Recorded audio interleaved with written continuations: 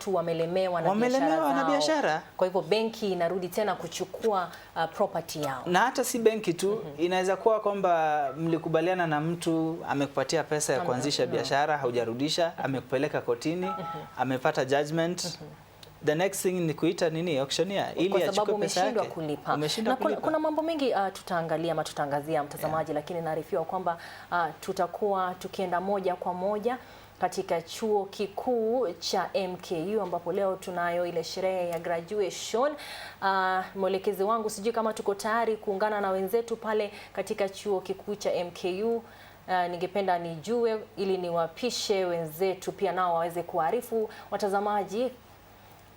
watazamaji wetu juu ya yanayotendeka ama matukio yanayofanyika pale moja kwa moja. Tunajua kwamba kuna vijana wengi sana leo ambao watakuwa wanahitimu katika chuo kikuu cha MKU, lakini wenzetu ambao wako pale wako na ujumbe zaidi. Tunavuka huko moja kwa moja. Wenzetu walio pale, tafadhali mchukue usukani sasa hivi utuambie kwamba kunaendaje katika sherehe hiyo huko MKU.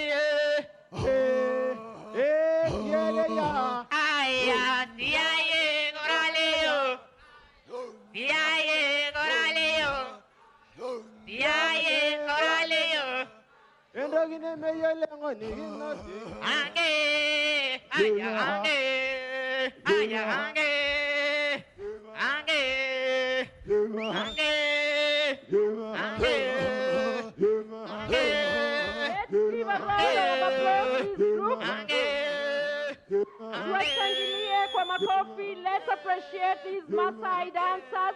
Thank you very much. I tell you.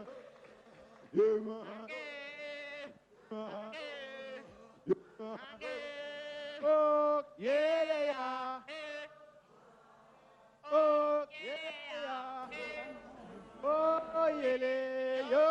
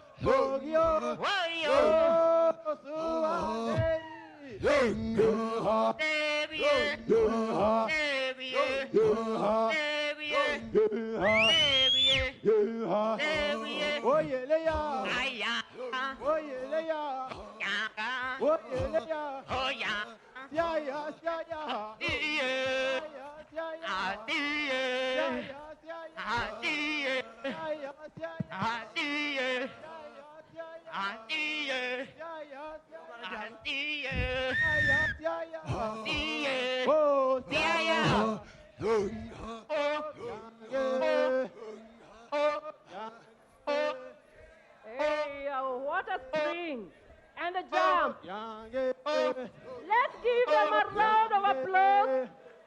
Thank you very much, my dancers. Thank you. Taking the stage, our Taarab singers,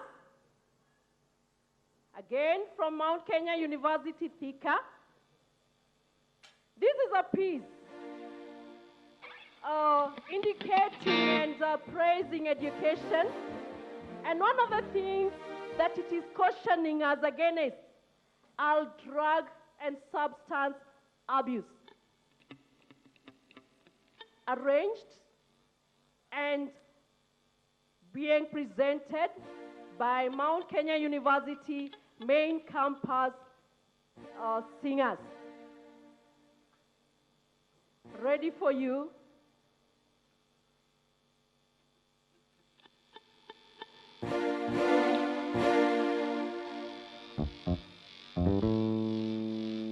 Sema hii taarab yavaliwa madela.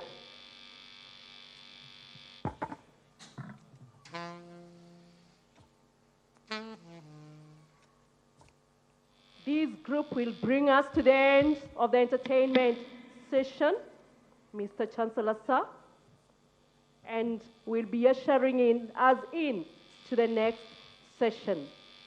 Taarab, a dance from the coastal region of Kenya, a dance of the Waswahili, a dance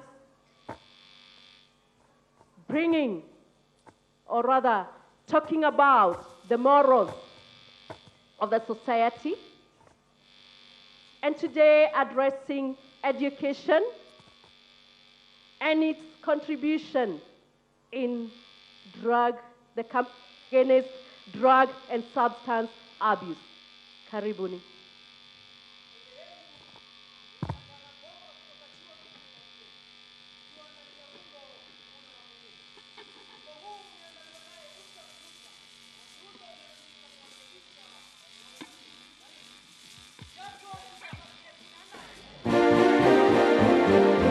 Tuone raha.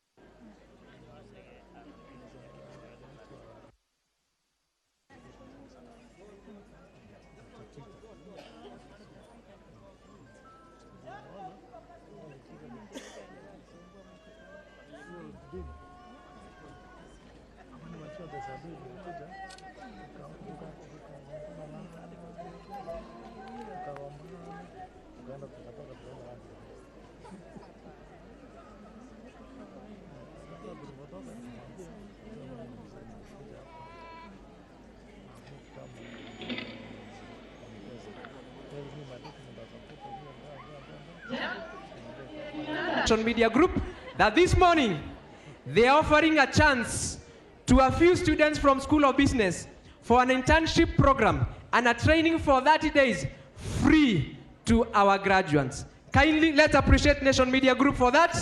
Thank you so much. Over to you, MC. Asante sana. I also want to recognize one student among many who are going to graduate from Burundi. But this one student managed to come, and his name is Taikik. Taikik. Karibu, wherever you are, Taikik, for making it to the graduation.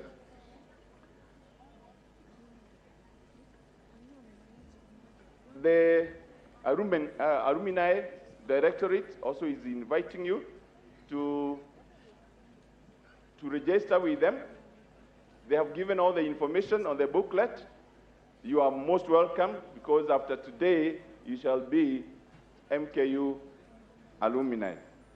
With that, I want to welcome all of you, Karibuni sana, and I invite Dr. Jacqueline to continue with the program.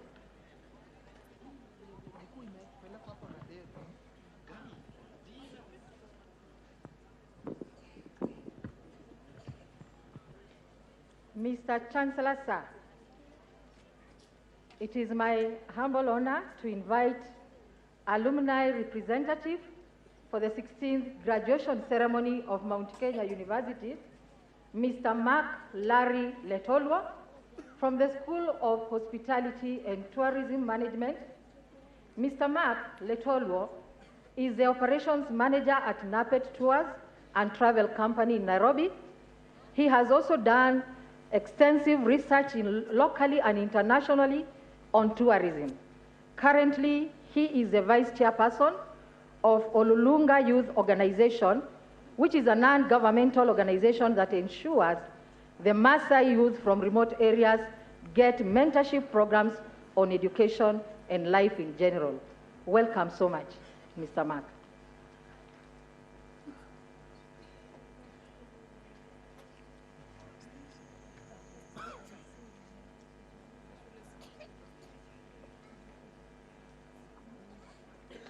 The Chancellor, Professor John Sothers, the Chief Guest, Professor Raymond Masharia, the guest speaker, Dr. Charles Molly, founder, CEO, Molly Children's Family.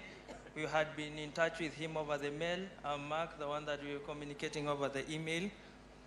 Professor Simon Gisharu, MKU founder and chair board of directors. Madam Jane Newton, co-founder of Mount Kenya University. Members of the MKU board of directors. Chairman, University Council, Professor David Serem. Members of the University Council, the University Management, led by my good friend, Vice-chancellor Professor Stanley Waudo, and the Vice-chancellor designate Rwanda, Professor Edwin Othuno, I saw him here. Members of the University Senate, my good friends, members of teaching, administrative and support staff, distinguished invited guests, graduates and students, ladies and gentlemen, and lastly, all the people watching all over the world, the people that we told to tune in, feel welcomed. Mr. Chancellor, sir, may I take this opportunity to thank the entire university management and all those who have contributed to this auspicious occasion of the 16th graduation ceremony. I extend my word of congratulations to all graduates today and welcome them to the alumni status and the world of work.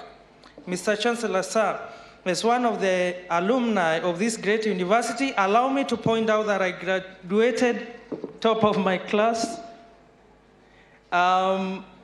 during the 7th day of August 2015 graduation ceremony with a Bachelor of Science in Travel and Tourism.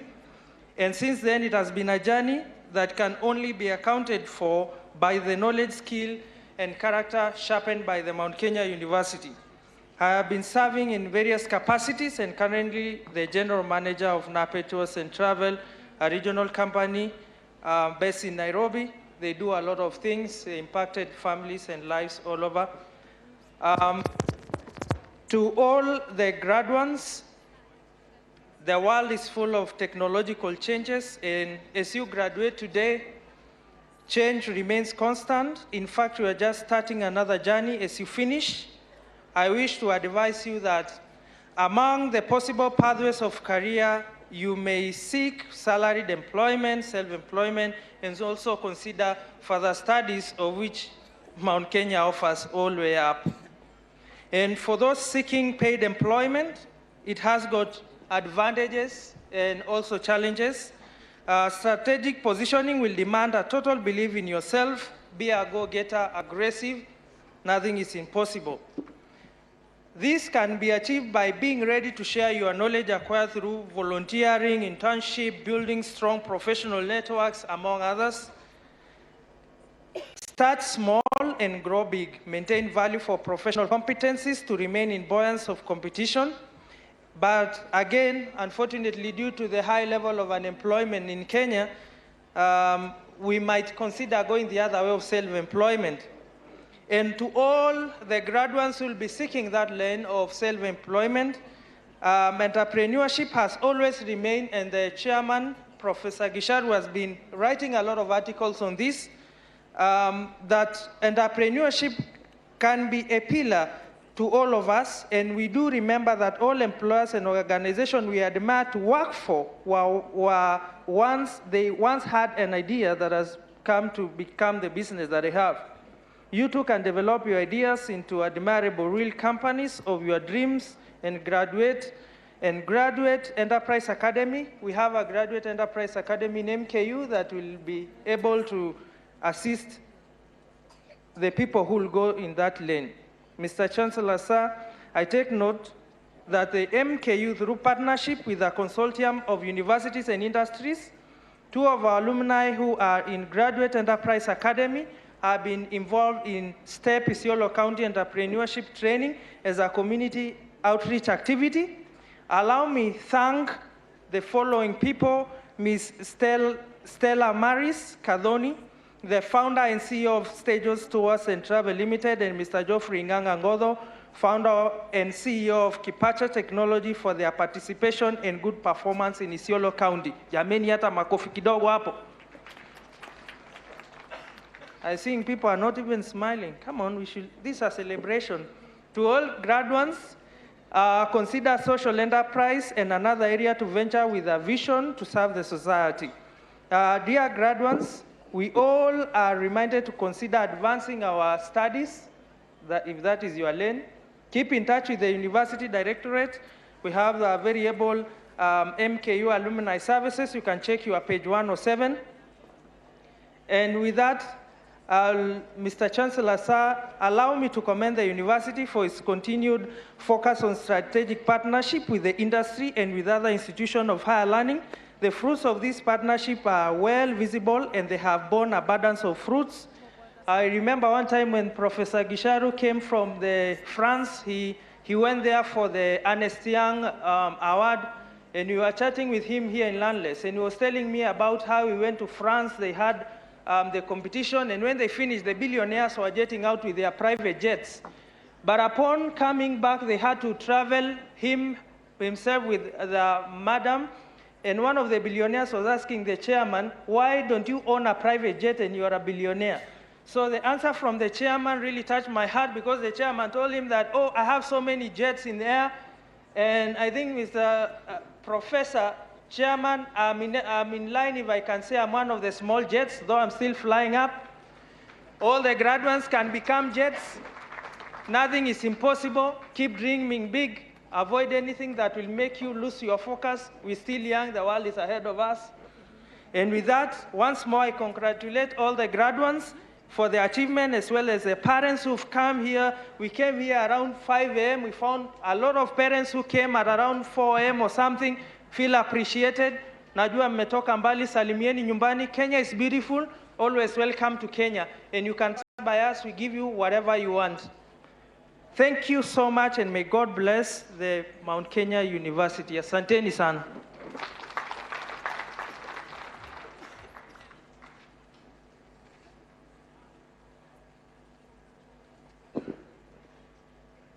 Mr. Chancellor, sir, allow me to invite the Vice-chancellor, Mount Kenya University, Professor Stanley Waudo, to give his remarks. Welcome, sir.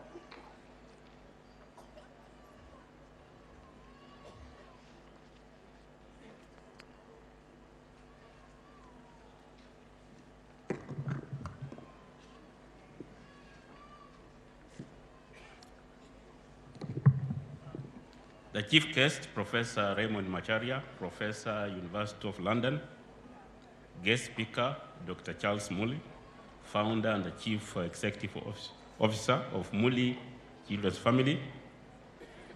Professor Simon Kicharo, founder of Mount Kenya University and chairman of board of directors.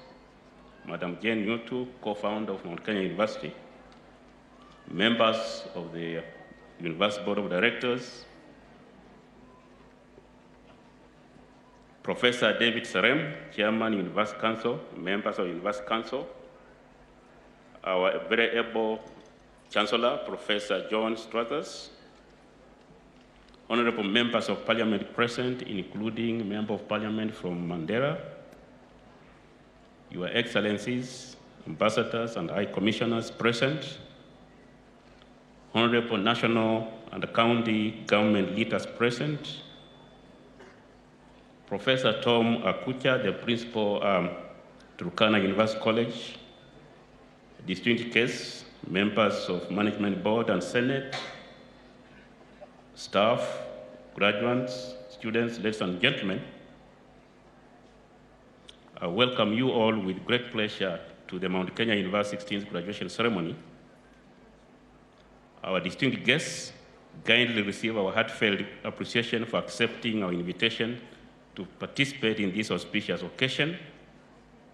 To our graduates, for your hard work and success, you deserve unqualified congratulations, and I say congratulations. Mr. Chancellor, sir, today we celebrate the academic achievements of 6,666 graduates. The graduates have fulfilled all the academic requirements for conferment of various degrees and award of various diplomas and certificates as follows: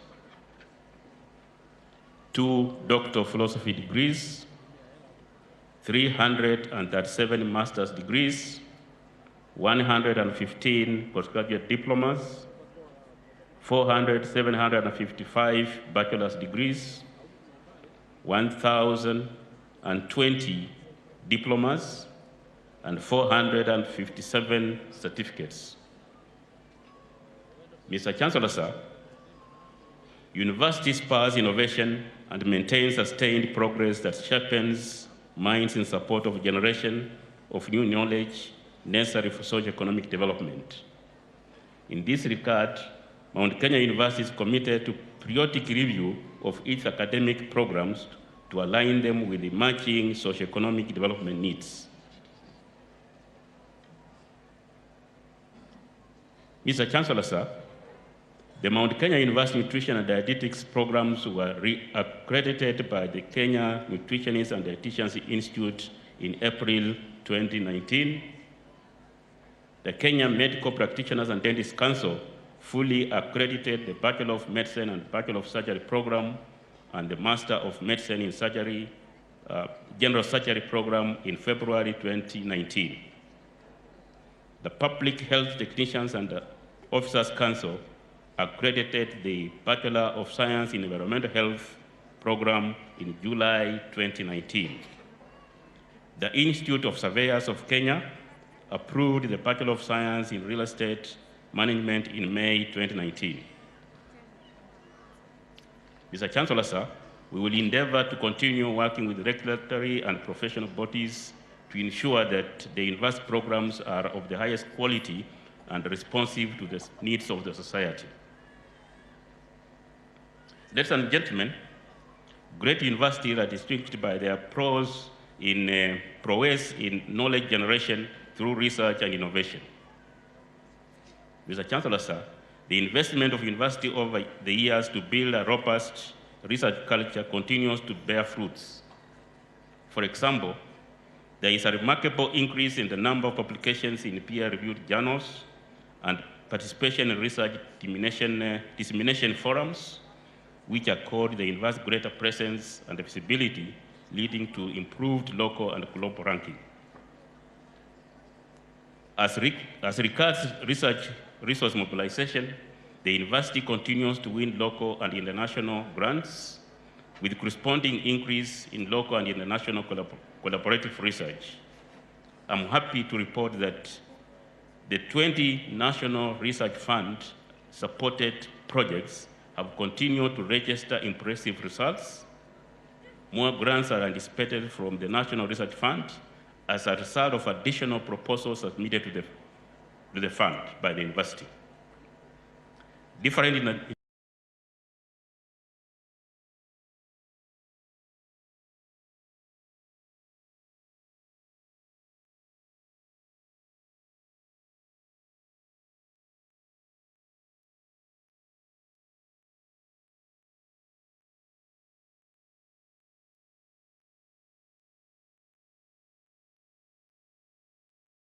500,000 US dollars to advance the interaction between science and religion through public engagement model.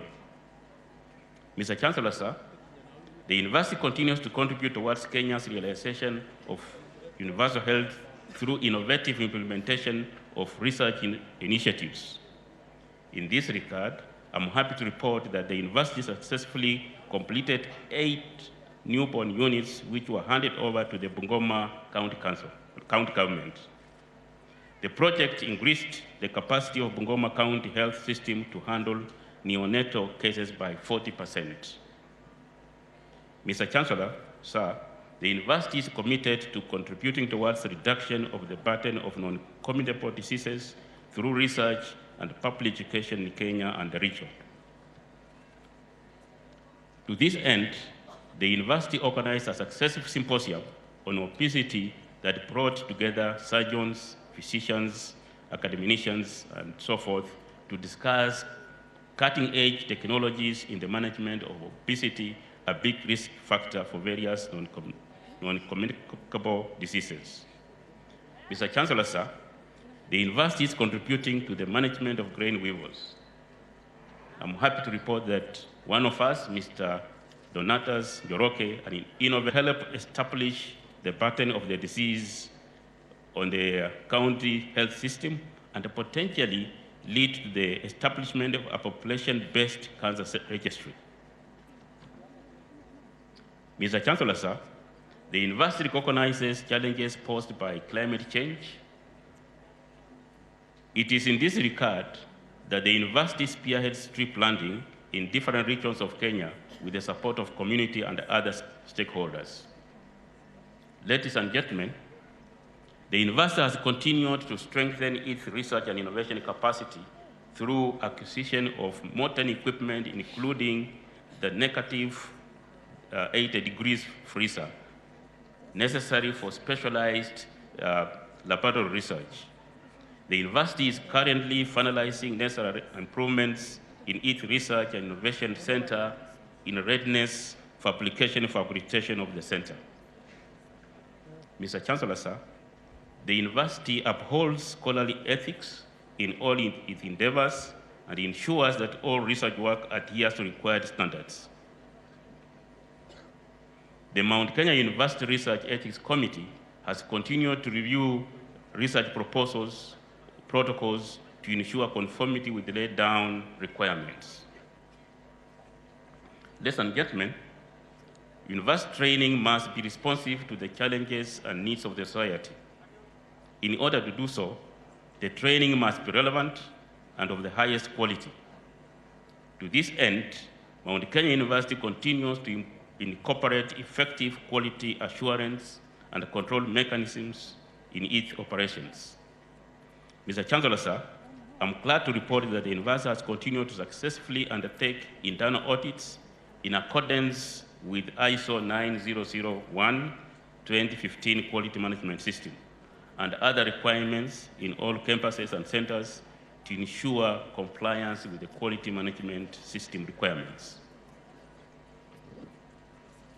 As I conclude, to graduates, again, I congratulate you on qualifying for confinement of various degrees and award of various diploma certificates. As you leave Mount Kenya University, remember that you are beacons of hope for your communities and the country. I leave you with a German proverb, fear makes the hope bigger than it is. You are equipped with knowledge and skills. Go out there and fear nothing. We are confident that we have trained you well. We have trained you how to think, never to run away, never to run from challenges, but solve those challenges. Do not seek opportunities, but create opportunities. Impact and change lives is a noble calling. Serve your country with integrity, fear, and trust God. God bless you all.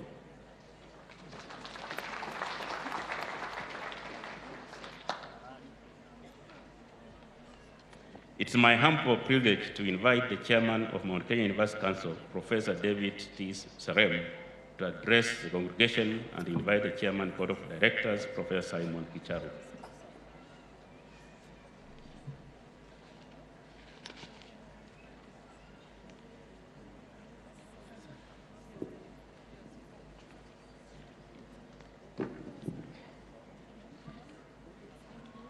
Our chief guest, Professor Raymond Macharia, Professor, University of London. Guest speaker, Dr. Charles Muli, founder and CEO of Muli Children's Family. Professor John Strathers, Chancellor, Mount Kenya University. Professor Simon Kisharu, founder of Mount Kenya University and chairman of board of directors. Madam Jane Newtu, co-founder of Mount Kenya University, members of the University Board of Directors, members of the University Council, Professor Stanley Waudo, the Vice-chancellor of Mount Kenya University, Your Excellencies, ambassadors and high commissioners present, and especially Dr. Richard Mosoreza, High Commissioner of Republic of Rwanda, Honorable national and county government leaders present here today, distinguished guests, members of Management Board and Senate, staff of Mount Kenya University, graduates and students, ladies and gentlemen, I salute you all by saying good morning. On behalf of Mount Kenya University Council, I am pleased to welcome you to Mount Kenya University 16th graduation ceremony. To the chief guest, who is our speaker today, and all our distinguished guests, we appreciate you for honoring our invitation. I wish to convey my most sincere congratulations to the August 2019 graduates. Your hard work, focus, and determination have culminated in successful completion of your studies here at Mount Kenya University. I note with appreciation the support accorded to you by your parents, your guardians, teaching and non-teaching staff of Mount Kenya University. Mr. Chancellor, sir, Mount Kenya University Council is committed to ensure compliance with the national and international training standards that are guided by policies and regulations. To this end, Mr. Chancellor, the University Council approved either the University Management Board or Senate recommended policies and guidelines as follows. A, internship policy. In support of providing opportunities for graduates to access industrial experience, the university has established internship program. Due to the need to establish a well-established and structured coordinated internship program, the university has developed an internship policy. The objectives of this policy are to provide a framework and standard applicable to all interns, ensure effectiveness and efficiency in implementation and the management of the internship program in the university, provide a framework for monitoring, evaluating, and reporting for improvement and sustainability of internship programs, and providing internship with requisite practical training and experience. Strategic student enrollment policy. The strategic student enrollment and management policy has been developed to ensure the university remains competitive amid globalization and competition in the 21st century and changing socioeconomic and political dynamics. The policy shall provide a strategic approach to attraction, recruitment, admission, and retention of qualified students. Sustainability of academic programs policy. The sustainability of academic program policy shall guide the development of creative, innovative, and market-driven academic programs that will be sustainable. The policy shall guide a framework and standards of monitoring, evaluating the introduction, growth, improvement, and sustainable management of academic programs. This has come at a time when most universities in the region have been challenged to diverse strategies to remain sustainable. Transport guidelines. Transport guidelines, Mr. Chancellor, shall facilitate provision of transport in support of effective implementation of the university mission. The university will continue to ensure optimal utilization of university vehicles in support of curricular, co-curricular, and extracurricular activities in the university. Alumni Representative Nomination Guidelines. The guidelines have been developed to guide the process of monitoring alumni representatives to university functions like the one we are having today. Revision or revised students' handbook. Mr. Chancellor, the Council also approved the revised student handbook. The revision has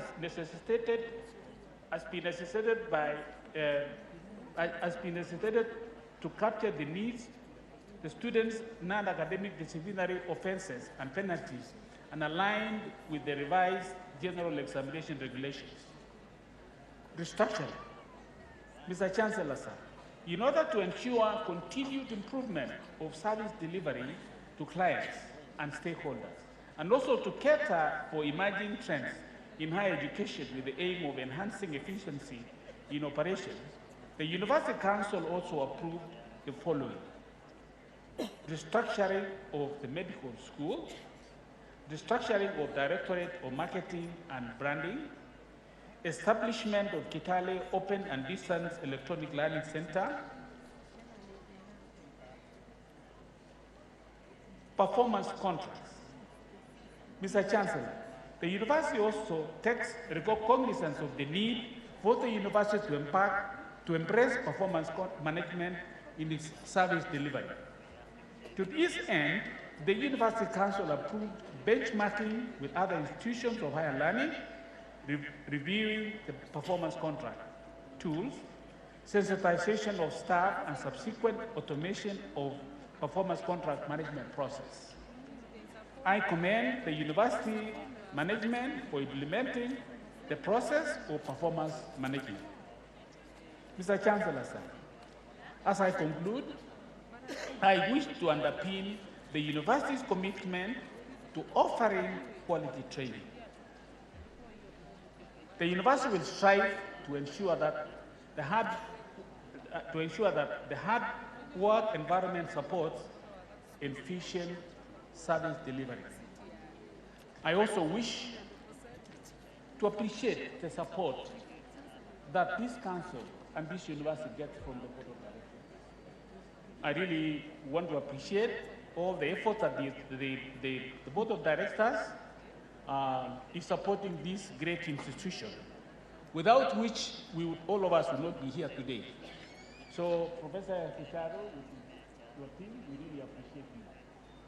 Once again, Chancellor, I congratulate these graduates on qualifying for conferment and award of various academic certificates of Mount Kenya University. I wish you all God's blessings in your endeavors. God bless you. Now, it is my humble privilege to invite the Chairman of Board of Directors, Professor Simon Kisharo, to make his remarks and invite the Chief Guest, Professor Raymond Macharia, to address this congregation. Thank you very much. May God bless you.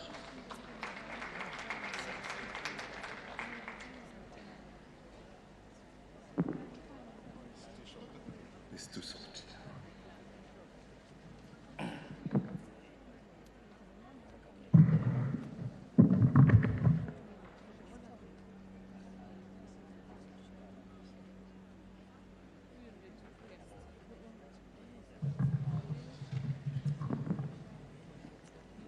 Mr. Chancellor, sir, before I make my remarks, please allow me to make some few recognitions. First, allow me to recognize Honorable K.M. Hassan, MP Mandera West, Honorable Charles Ogodowere, MP Kasipul. Also, allow me to recognize Honorable John Paul Mwirigi, MP Igebe South, who is one of the graduates in this particular graduation ceremony. allow me also to recognize former MP for Moro, Honorable Joseph Kuna, who is also with us today. Also, finally, but not least, let me recognize John Mwagi Moragori, the CEO of Kenya Universities and Colleges Placement Service, who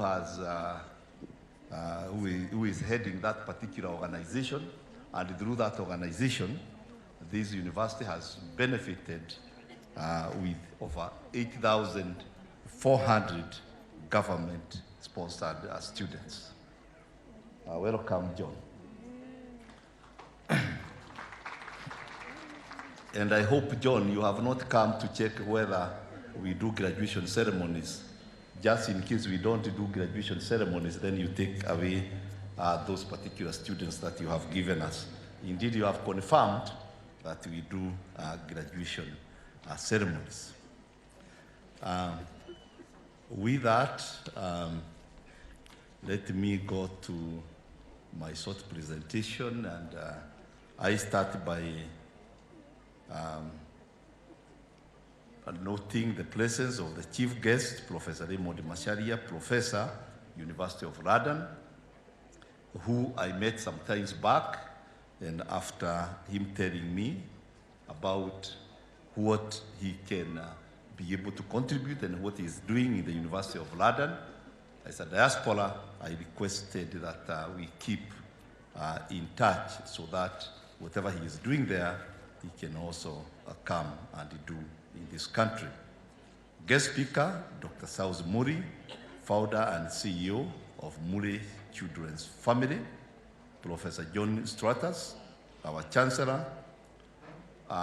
In absence here, Madam Jane Nyoto, who is my dear wife. She couldn't be with us today.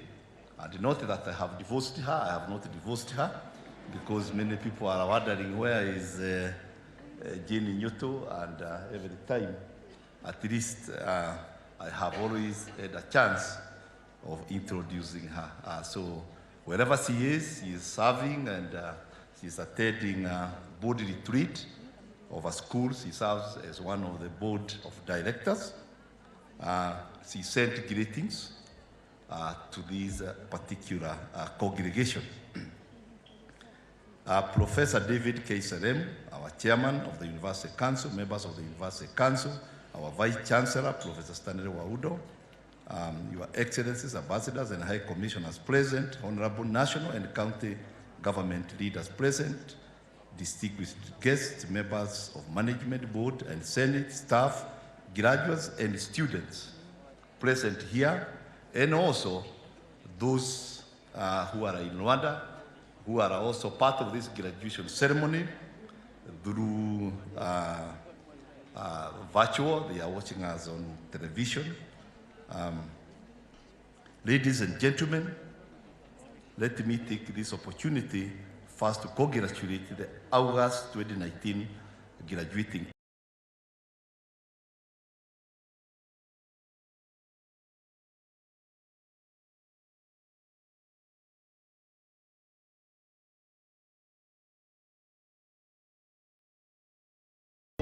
mwongozo, maendeleo, yote haya katika kipindi hiki cha elimu na walimu.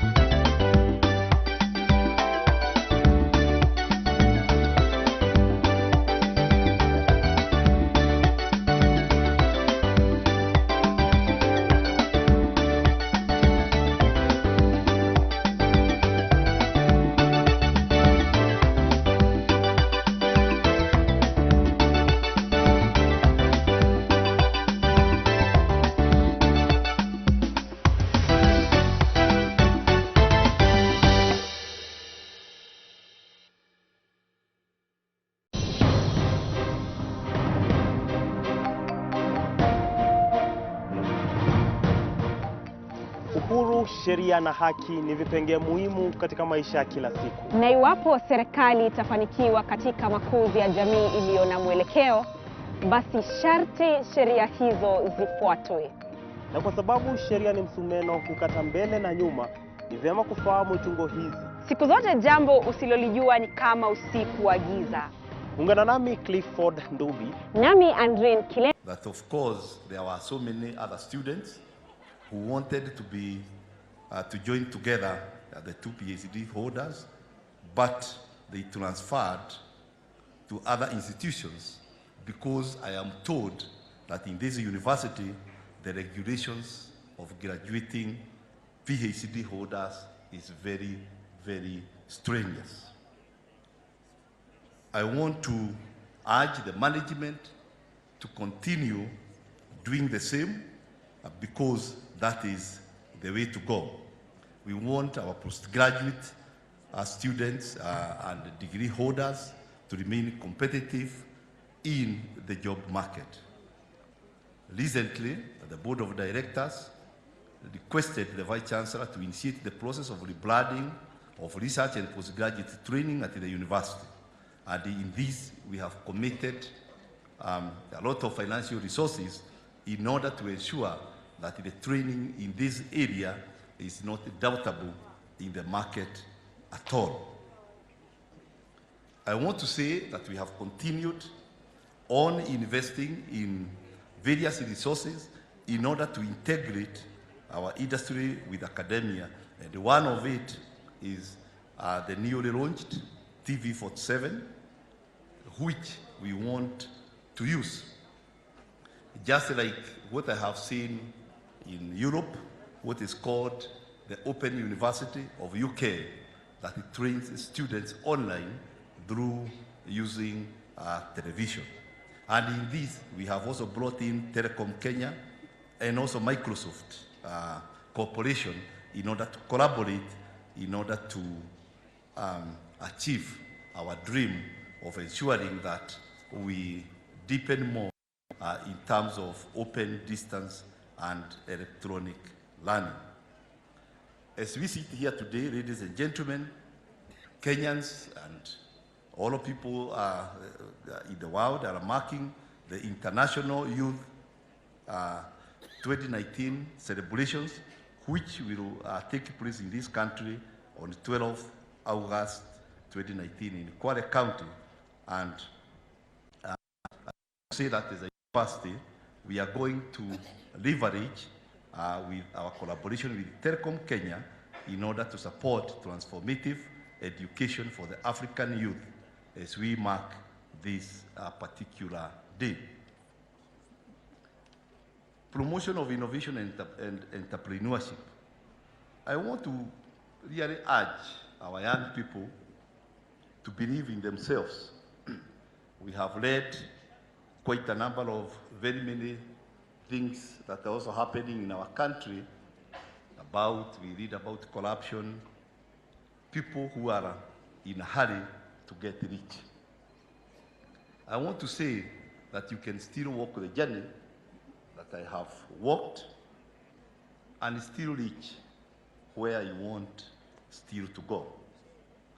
I remember in 2014, and the Alumni student has talked briefly about it, when I was honored in the World Entrepreneur of the Year in Monaco, France. Of course, I made a commitment that every time I see a congregation like this with young people, I will always put that where you have come from, you can still reach your destination. Let us not destroy the institutions that have been built, even by our forefathers, by wanting to get rich. I want to say that you can still walk the journey and become yourself, exploit your potential, because I believe that there are 1,001 unexploited opportunities that we can all take advantage of without necessarily destroying our institutions for our selfish ends. And in this, I want to say I passionately support the Graduate Enterprise Academy that identifies the young entrepreneurs who would want to grow and become entrepreneurs, and we support them even in a smaller way. Today's theme, which is dubbed as the role of universities in enhancing sustainable development goals through community outreach programs. I want to say that we as Mount Kenya University, we have established Mount Kenya University Foundation that is supporting needy people once in a while. Once we identify needy people, we support them.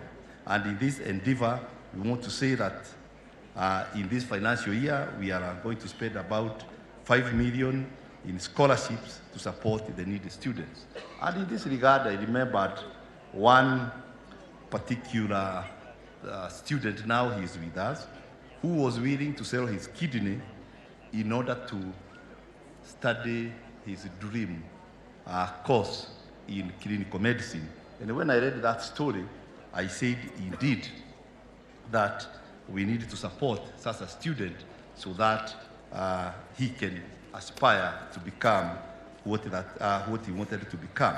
And there is something, a song I like very much, that is called, If You Don't Love Your Neighbor, You Don't Love God. And I wish Madam Jane was allowed, we could have sung, as we always do together, but because he's not allowed, allow me not to start it, we'll do it next time. Ladies and gentlemen, what I am saying by this is that we have several neighbors, including that student, even if he comes from Mombasa and I come from Kiambu, he is still my neighbor because he is part of this country. When you identify a needy person, in line with the theme of today's, the theme of our today's graduation ceremony, please go ahead and support that particular person. You never know who that particular person will become.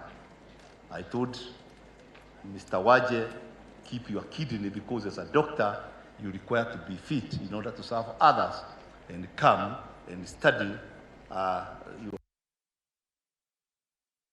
of charge so that you can. And I hope Waje, when he finishes, he will also identify a neighbor and go and support that particular person. There is joy in giving and not receiving. Let us all embrace that culture of giving. And when we do that, we will even build our institutions because we will say that we want to achieve by giving. I want to talk about a little bit about some initiative that we are pursuing as board of directors between Mount Kenya University. That is our commitment. We want to keep on providing quality education. So when you hear, as we are not in this town where we used to be, we are not in the other place where we used to be, don't say that there is anything wrong happening to MKU. It's our commitment into doing what we are calling merging of capacities so that we can continue providing good and quality education to our Kenyans. Let me look back and again thank Professor Stanley Waudo, who has steered this university for the last 11 years. He has done so well, even after his term ended, his 2 terms ended. The board of directors looked back onto him and told him to continue serving the university. Can you be like Professor Stanley Waudo,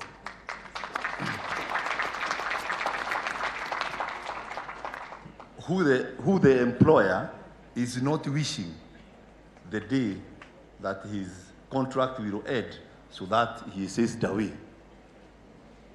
Let us keep on getting committed workers, and I hope this university will endeavor to keep on inculcating that particular culture of ensuring that the graduates are not just educated, but they are also committed in terms of what they are supposed to do.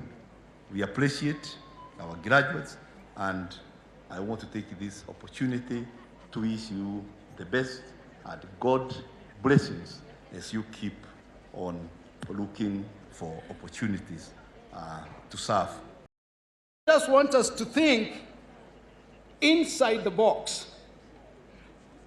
Rather, you must think in your box and rearrange that box, deliberately creating a range of fresh mental models and methodically exploring and prioritizing them. This is a new, and what I would call a new important paradigm shift. It's not thinking more of outside the box, but inside that box that you already are in. In the UK, or when I have been in the UK, I explored my box and undertook a certificate course. I expanded my education portfolio by adding skills in ICT and e-learning. And looking back, my vet surgeon box exploded into academia, a research neuroscientist, and educationist. I dare say this, that the limit of what you can do and achieve today is only in your mind. The moment you release your mind, so many things are about to be achieved and realized. We often hear that tired statement that nothing new is waiting to be invented. But today we are witnesses of the M-Pesa revolution, are thinking within the box that is the telephone. It is possible that today millions, if not thousands of shillings are being held here by this audience in your phones. Some of you are doing business transactions as you listen to me. All this has been made possible through the small gadget in your hands. We have Facebook that started as a social media tool by a university student. Today, he has changed the world that we live in. And coming closer home, Mount Kenya University, the journey that started over 16 years ago, today reverberates with a lot of pride because it has impacted lives here locally in Thika. A lot of businesses are thriving, a lot of students are being educated, and we are proud that the effect is not only being felt here in Thika, but in the whole country and beyond. These and all big achievements in your life cannot be realized without strong ethos predicated on dedication, commitment, and hard work. And my big question and challenge to you graduates today and the audience listening to me is, what is inside your box? It is time, as the MKU motto says, to unlock the infinite possibilities inside your box. The theme of today's graduation, being service to the community, requires to evaluate as our individual contribution to the societies and communities that we live in and that have shaped our lives. We have always understood the concept of brain drain as the process in which a country or area loses its most talented and educated workers to other countries or areas, more often for economic gain. Allow me to disambiguate brain drain to mean our individual and corporate failure to give back from our talents and skills to the communities that have contributed and shaped our growth and development. I want to challenge all the graduates today to think carefully as you go out to that new job, to remember that you are needed by your own communities. Remember the young people that you can influence and they can benefit from a few hours that you might give to try and help them by mentoring them. The young entrepreneur who needs your advice, the farmer who can benefit from your best business training at this institution, and the list goes on. We all can do something. Remember Mount Kenya University, the institution that has faithfully trained, mentored, and served you to be who you are, and invest your new talents or your new skills, or better still, join hands to serve the community alongside Mount Kenya University. I feel very privileged today to be invited here and to partner with Mount Kenya University. I bring back skills that I have gained along the way. I've been discussing with Mount Kenya University with a view to setting up a life science museum, which will be a center of excellence for teaching biological sciences, an educational outreach program for the country, as well as will serve as a tourist attraction, not just for Thika, but for this country and beyond. I will work with Mount Kenya University to develop their e-learning portfolio and their education quality assurance, and above all, to create linkages with research institutions and universities in the UK that I collaborate with. At the moment, I've written a proposal for funding in which MKU will partner with me to engage the public on prevention measures to contain non-communicable diseases, this epidemic of cancer or type 2 diabetes and hypertension through education. And I want to say this, that some of the diseases that we're talking about, and we know that they have about 50% bed occupancy, and a big economic drain could be stopped by simply educating people about lifestyle or how they can lead their lifestyles. And in this, I hope that when we get this grant, we'll go out into the nation and do what is best to educate people and give them the necessary tools. As I walked within the Heathrow airport on my way here, I met with a Kenyan lady who informed me that she had gone to London School of Economics, and she is a PhD holder in public health. She is working together with economists to make the world a better place. In the course of our conversation, I invited her to come to Mount Kenya University, and above all, to join hands to serve in whichever way possible, because our qualification, much as they are diverse, they have got very hazy boundaries and are interdependent. As I conclude, I'd like to say that I'm challenged and inspired by the works of one individual, namely Dr. Charles Muli, who is here with us today. I would likewise challenge you to make use of every opportunity to impart the talents, the skills, and the giftings to the communities around you. To the graduates today, I congratulate you for making it this far. I urge you to remain focused to your dreams and retain your connectivity with MKU as your alma mater. To all of us who are here listening to us, please remember that the future, growth, and development of our country and continent at large lies in our connectedness and not working in isolation. Therefore, go forth, connect, relate, transfer your knowledge and skills to the communities for the greater good of humanity. Thank you, and God bless you all. God bless Mount Kenya University.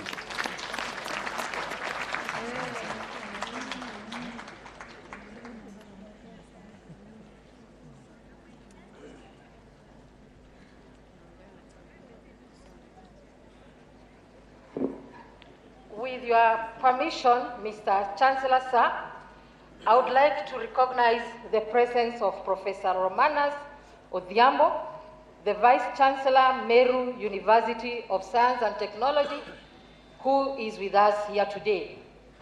I would also like to recognize the presence of Honorable John Bomet Serut, former MP, Mount Elgon constituency, who is also present among the graduates.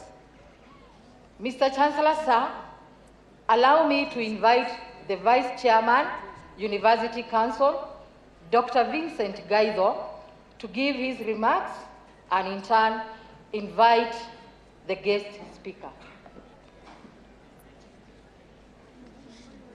Thank you very much. Mine is simple, but also very honorable, to invite the guest speaker and to read his biography. This is biography for Dr. Charles Muli, founder and Chief Executive Officer of Muli Children's Family. Dr. Muli was born in 1949 in Kathiama village in Kangundo, Machakos, Kenya. He was abandoned by his family at the age of 6. He spent his adolescence begging on the streets. Fortunately, he had a chance to attend Chamulendu Primary School, where he stayed and did his primary school examination in 1966 at the age of 17. Of course, he could not afford secondary school education. However, through the grace of God and through his own initiatives, he saved some little money from the meager income he founded, and he founded the Muliways agencies, which served as a transportation business conglomeration. In 1970s, this grew into a net worth of millions of shillings in business. In 1989, Muli sold all his property and businesses and dedicated the proceeds to helping street children through rescue, shelter, medical care, psychosocial support, and education under the Muli Children's Family. Currently, Muli Children's Family has over 3,000 children in 6 centers in Ndalani, Yatta, Kitale, Kilifi, and Lodwar in Kenya. This is in Kenya. And he also has a family, our center in Dar es Salaam, Tanzania. Since 1989, Charles and Esther, his beloved wife, have rescued and supported over 23,000 children and families. And the Muli Children Family has grown internationally and is recognized as the largest family on earth. Dr. Muli has received numerous awards globally, including 2 honorary doctorates from Kabaraka University and from McGill University, Canada. He has written 3 books and features in the 2016 movie called The Muli.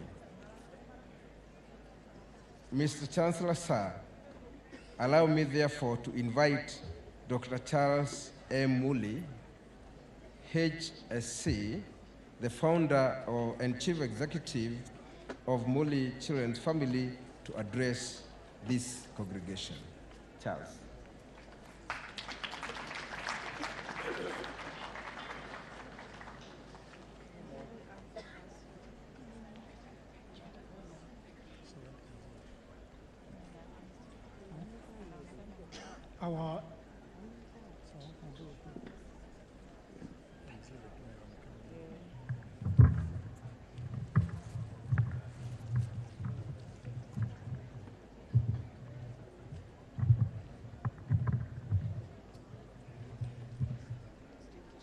Chief Guest Professor Raymond Macharia, Professor, University of London, Professor John Struthers, Chancellor, Mount Kenya University, Professor Simon Gisharu, CBS, founder of Mount Kenya University and the chairman of Board of Directors, Madam Jane Nyutu, co-founder of Mount Kenya University, members of the University Board of Directors, Professor David K. Serem, Chairman, University Council, members of University Council, Professor Stanley W. Waundo, Vice-chancellor, Mount Kenya University,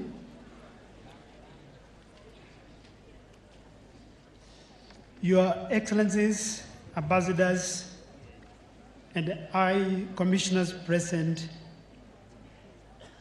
Dr. Richard Mazozera, High Commissioner of the Republic of Rwanda, Honorable national and county government leaders present, distinguished guests, members of the Management Board and the Senate, staff, graduates and students, ladies and gentlemen, good morning. Please allow me to start by conveying to you the warm greetings of my dear wife, Esther. We have been married for the last 49 years and look forward, by God's grace, to celebrate 50 years next year. My biological family, my larger family of over 18,000 children at the Muli Children's Family, together with the two students, of course, who are graduating today from Muli Children's Family, Cecilia Mdeu and Leah Awino. This is so great and very, very proud of you and your performance. Allow me to congratulate the MKU, Mount Kenya University Management, for the choice of today's theme, titled The Role of Universities in Enhancing Sustainable Development Goals Through Community Outreach Program. This theme is relevant to us today, mainly because community outreach should be a driving force in all of us, as we need to share what we have with other persons in our neighborhoods. There is value in supporting each other, including the needy in our society, because it is inspiring. It is service to God, and it advances unconditional love and a peaceful coexistence. I am indeed glad to be here today and to be able to share my thoughts and my personal experiences in line with the theme of this ceremony. However, Mr. Chancellor, sir, before I share my thoughts, allow me to share my personal experience in answering three basic questions as follows. One, what led to the establishment of the Muli Children's Family, and when was it established? Two, who are the persons that live there at the Muli Children's Family? And how do they benefit? How do we sustain ourselves at Muli Children's Family. Growing up as a child many years ago, that's 70 years ago, after being abandoned by my parents those days, I faced a lot of hardship, lacking food, health care, clothing, shelter, education, and a parental love. I remember not attending school due to lack of food, uniform, school fees, and a lack of support and encouragement. Despite longing to join my age mates in school, I stayed busy grazing cattle and more so begging. I always wished that my day would come.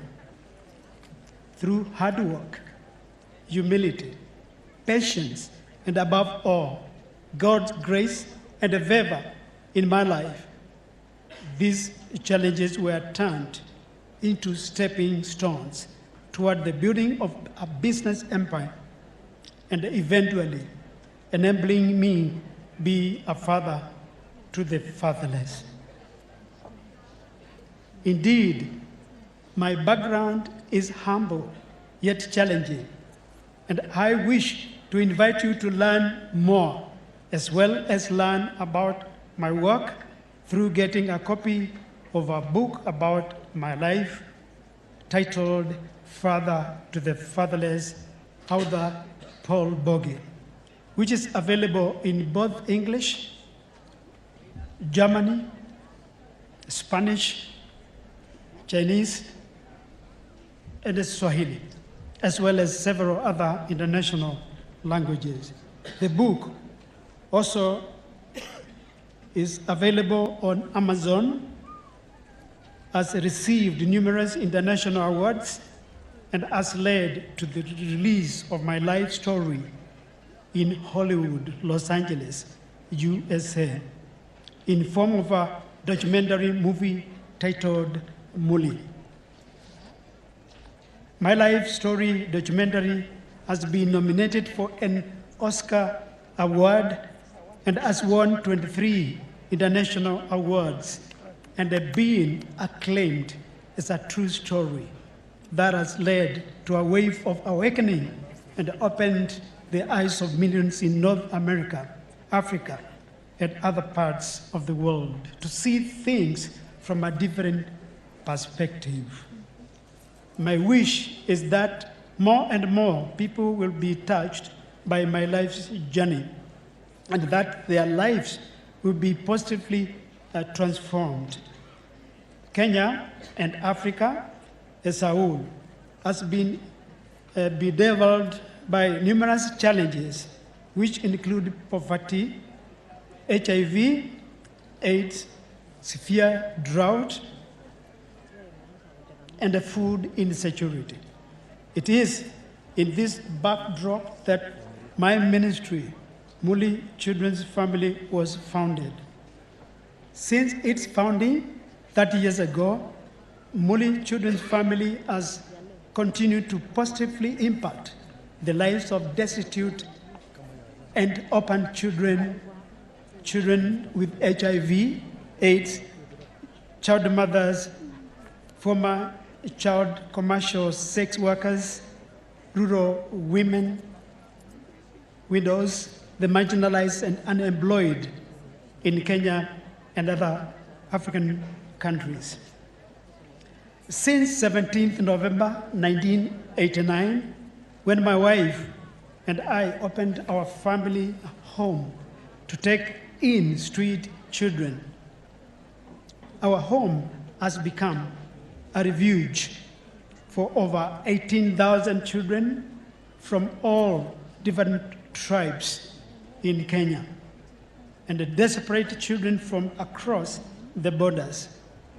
Today, MCF cares for 3,500 children in 6 facilities within Kenya, while simultaneously building the capacity of various projects across Africa to emulate the Muli model. Muli Children's Family has designed its services along social entrepreneurship through investing in income-generating activities to sustainably fund and scale up its charity work. It integrates child rescue, rehabilitation, and reintegration by creating safety nets in the community to provide a conducive environment for child survival. MCF has additionally seen over 1 million trees transplanted annually from our tree nurseries, that leading to renewed microclimate. The climate change initiative has seen MCF conserve water through water harvesting of millions of liters to enable dry land farming. Currently, the organization is nearly 65% self-sustaining. What is our impact? Over 3,500 children are under our daily care and in receipt of holistic care and support. 15,000 children have successfully been reintegrated back to their communities. 20,000 families access clean drinking water from our various project sites. 670,000 students and the teachers have, in the last 5 years, benefited from our climate change mentorship and the leadership program, while 200,000 community members have accessed free medical care and emergency relief food from us in the last 5 years. Mr. Chancellor, sir, allow me now to share my thoughts on the theme of today's ceremony. Definition of the concept of community outreach. Different people may view community outreach activities in different ways. However, for the purpose of this talk, I will use this term to refer to the act of providing services by an organization to any population in need of that service. A critical component in community outreach is that it helps to raise awareness of the need in the community with regard to the service being offered. When well organized, an organization's action may lead to motivating others to join in the same act or in related activities. In this regard, I will quote University of Iowa Office in the United States of America, the outreach and engagement definition of this term, who indicate that community outreach is the application and the provision of institutional resources, knowledge and services, and obviously the skills to the community for the sole benefit of the community. Outreach activities are meant to fill in a gap in what the government offers, and more often than not, it is undertaken by non-profit, non-governmental organizations. Occasionally, some organizations may use outreach activities for marketing purposes, but quite often this may be done as a way of giving back or even a human act where specialized knowledge and skills may be used, such as medical camps or artistic performances at no cost to the community. Universities and research centers may also reach out to the communities to provide research-based solutions on matters of concern in the community. Mr. Chancellor, sir, in other cases like my case, we do what we do as Muli Children Family. It's a resort of a calling to offer an intervention at a personal level. The need to help students undertake community engagement learning. Mr. Chancellor, sir, the community around a university is another specialized type of learning facility, a kind of a library or even a laboratory that is richly endowed with real-life situations that help the students to internalize the theory they learn by practicing it. Therefore, the University of Iowa model of community-engaged learning should be recommended to our universities, including Mount Kenya University. This is a pedagogical approach that connects students and the faculty with activities that address special cases of identified needs in the society or community.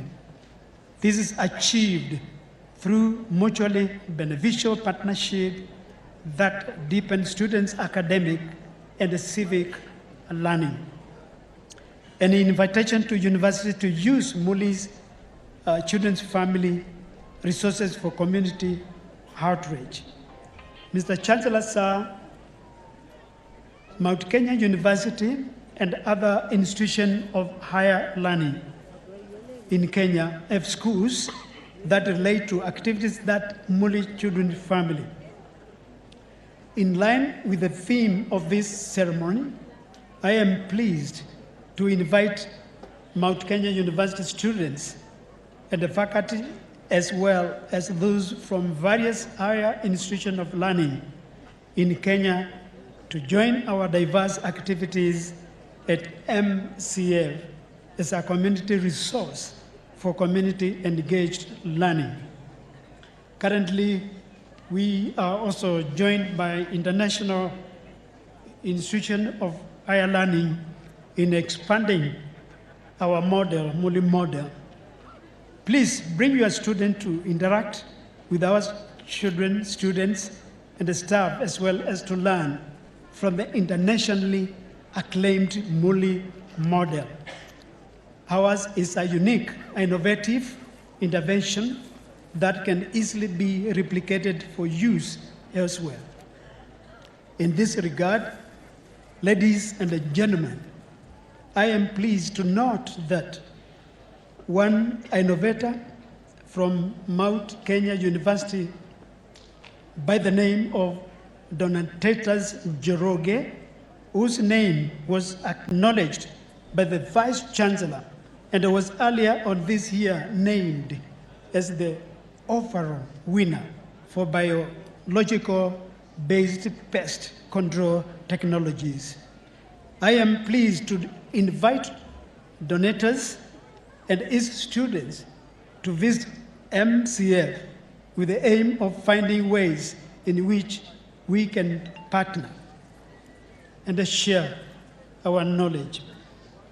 I appreciate that the tourism management students at the Mount Kenya University are already engaging with the Muli Children's Family safaris in various professional related activities, including ecotourism. May the same be the case for all other disciplines. To all the graduates assembled here, please receive my warm congratulations for your achievement. As a parent and a guardian of thousands of children and youth, I know this is a special day as we do not only celebrate your academic achievement, but also celebrate your parents and proud families, the entire MKU community, as well as your guardians who have given you a conducive social environment to thrive, receive the best education. I have no doubt that the graduating class of 2019 gives Kenya and the whole world a blessed generation of professionals ready to positively impact the lives of people and the communities they will work with or even serve. I wish you all the greatest God-given success beyond your imagination as you pursue diverse career paths.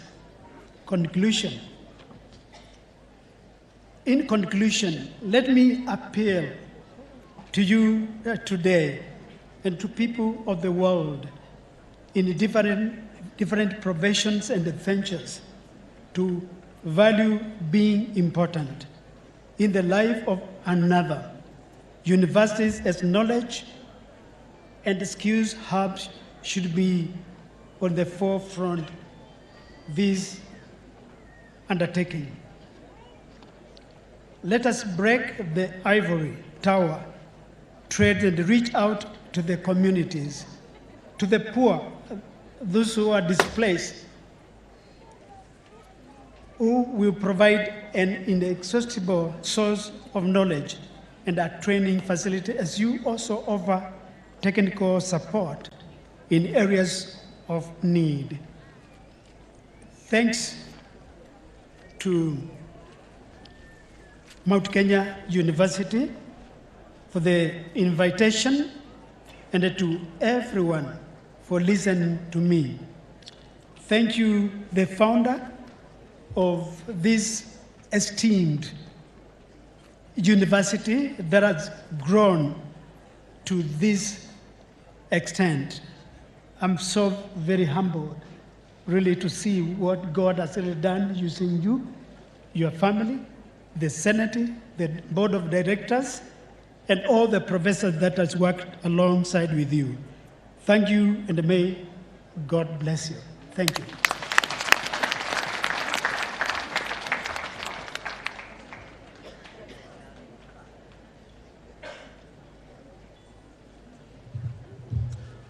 Ladies and gentlemen, allow me to invite the Chancellor of Mount Kenya University, Professor John Swartz, for his presentation.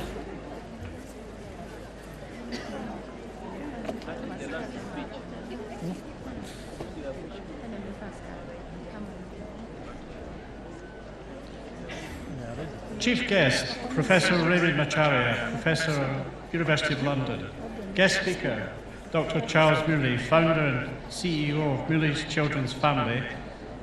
Professor Simon Gicharo, founder of Mount Kenya University and Chairman Board of Directors. And if I may say, all protocol observed. Except I would just like to mention two other people who have travelled with me from Scotland, because you probably recognise that I come from Scotland, both from my accent and the way I'm dressed. I'd like to introduce you to my dear wife, perhaps you might wish to stand, and my dear son, who also came with us, Timothy.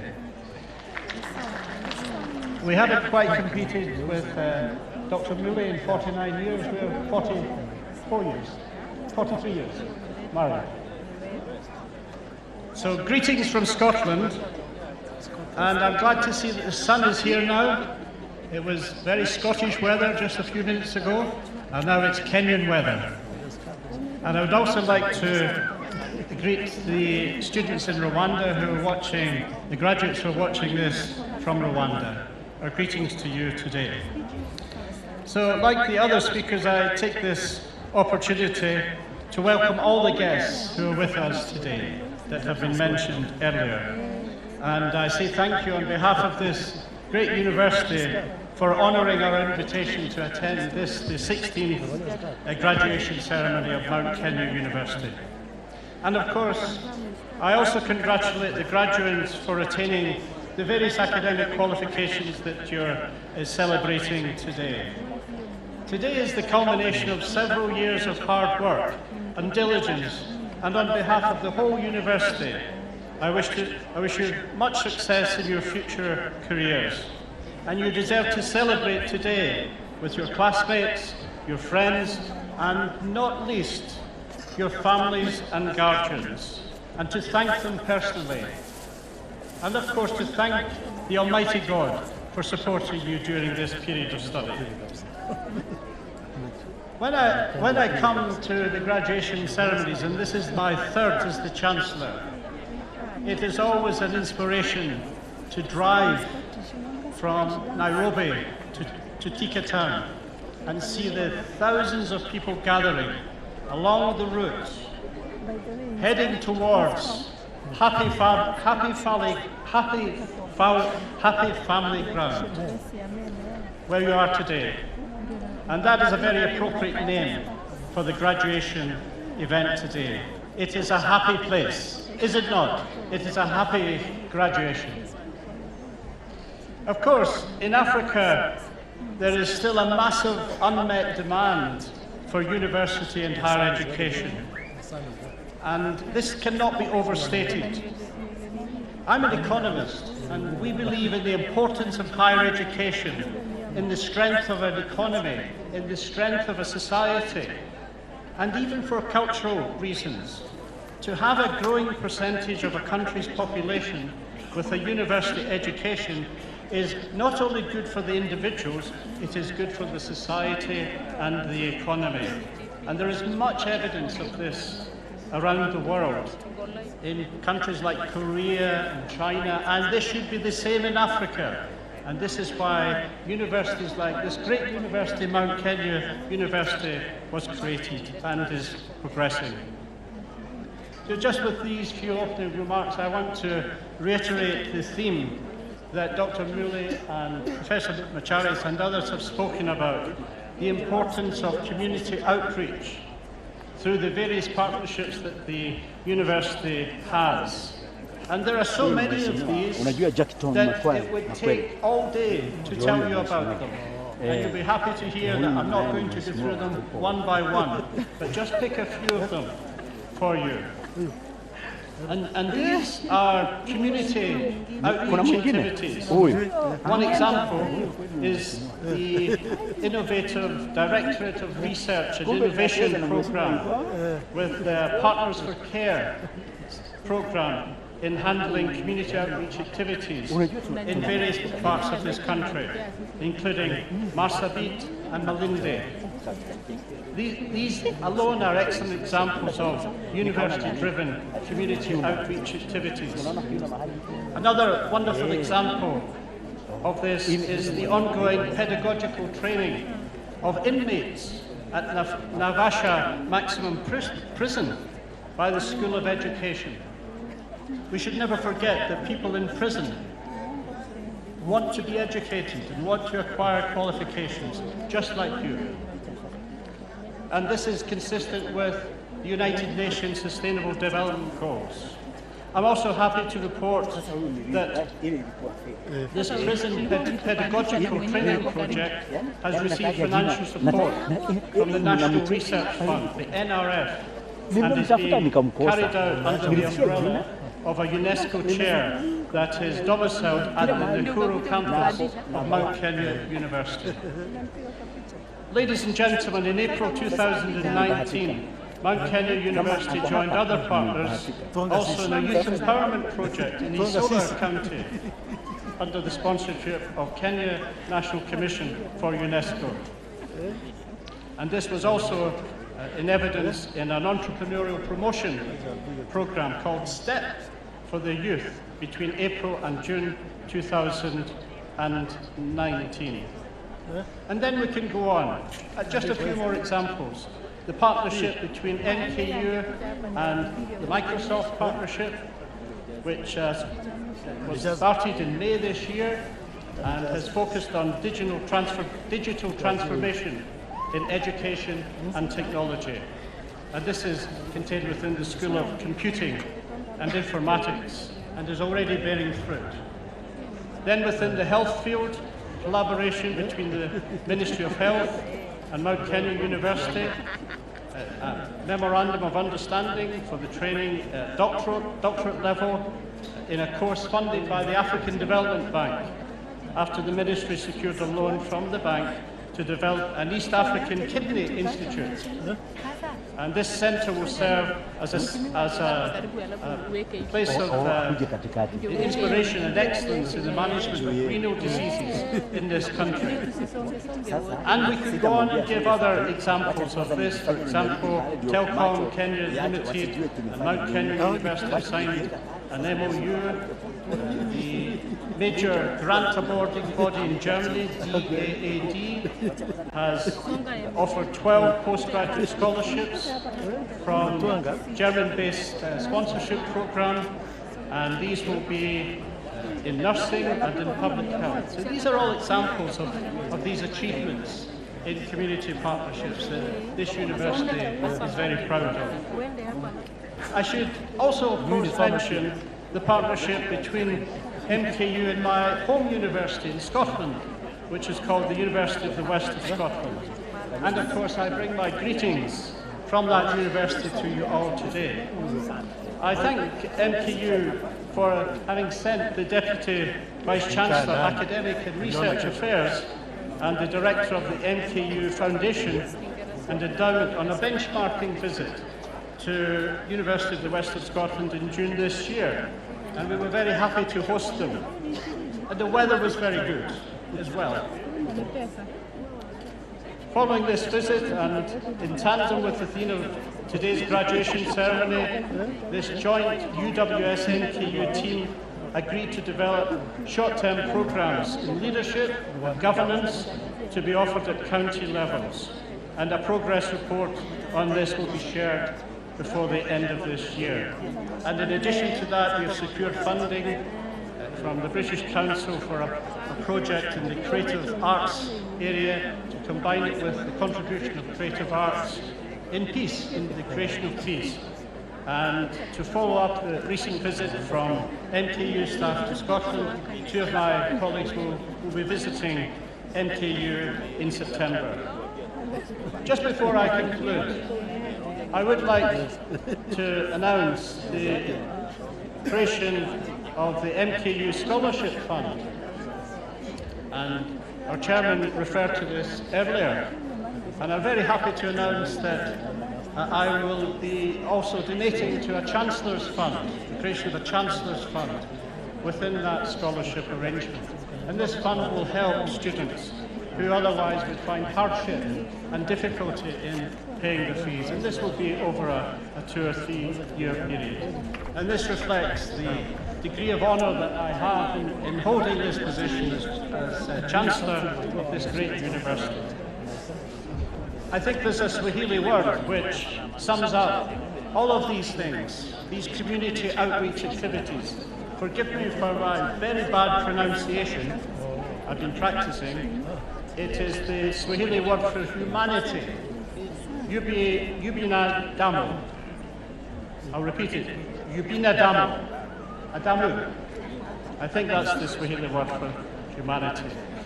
So in conclusion, I wish to reaffirm the university's commitment to offering quality training and nurturing synergetic partnerships with the aim of making Mount Kenya University the university of choice.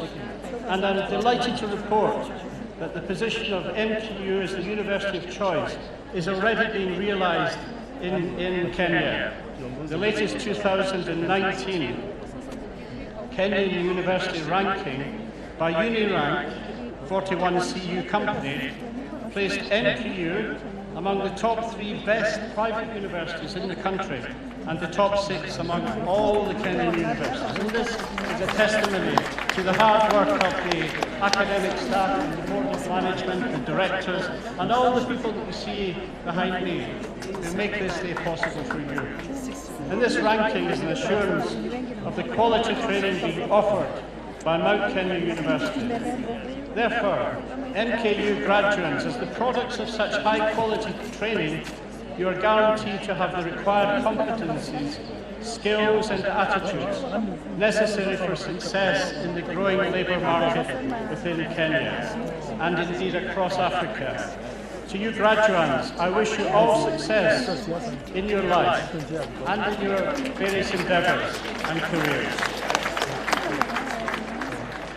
Thank you, and God bless you.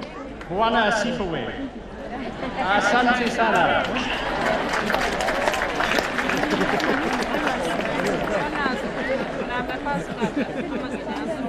Let's appreciate all our speakers. A round of applause, kindly. Thank you. Mr. Chancellor, sir, it is my honor to invite Dean School of Social Sciences to present the best male and female graduates for recognition.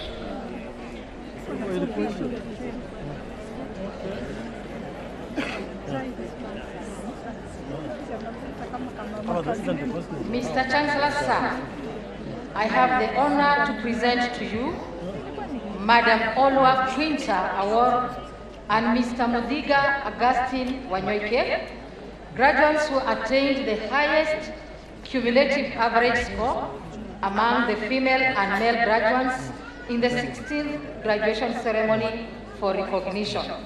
The graduates were undertaking Bachelor of Arts in Development Studies in the Department of Social and Development Studies from the School of Social Sciences. With your permission, sir, I now request the awardees to walk to the dais, escorted by the HOD, Dr. Sarah Kimaru, to receive their recognition awards.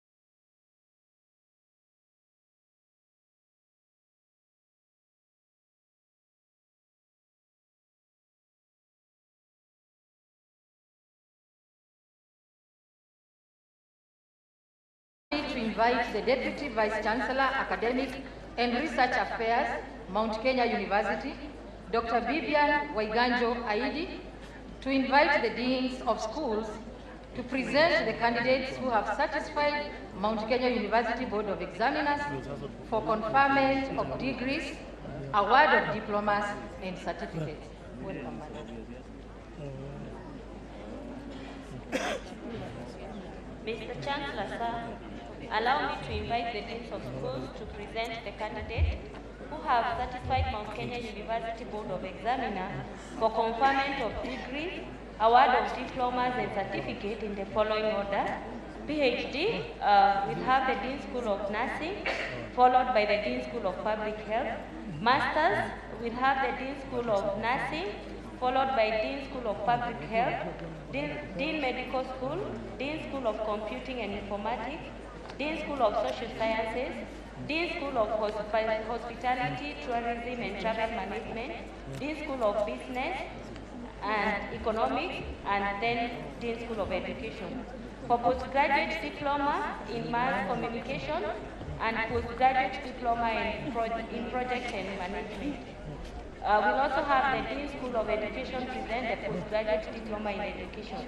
For certificate, diploma and bachelor's, we'll have the Dean School of Law, Dean School of Pharmacy, Dean School of Clinical Medicine, Dean School of Nursing, Dean School of Public Health, Dean Medical School, Dean School of Engineering, Energy and the Built Environment, Dean School of Pure and Applied Sciences, Dean School of Computing and Informatics, Dean School of Social Sciences, Dean School of Hospitality, Travel and Tourism Management, Dean School of Business and Economics, and finally the Dean School of Education. I now call upon the Dean School of Nursing to present the PhD candidates.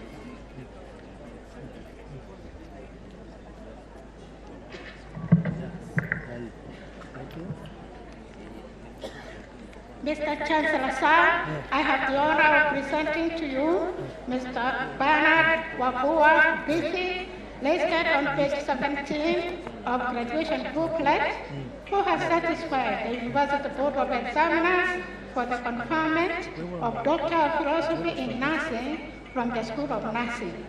The candidate's thesis is titled Development of a Nursing Care Model to Promote the Utilization of the Nursing Process among Nurses in Kenya. His supervisors were Dr. James Karonjo and Dr. Catherine Mwenda. With your permission, sir, I call upon the candidate to start and be escorted to the dais by his supervisors for crowning and conferment of the degree of Doctor of Philosophy in Nursing of Mount Kenya University.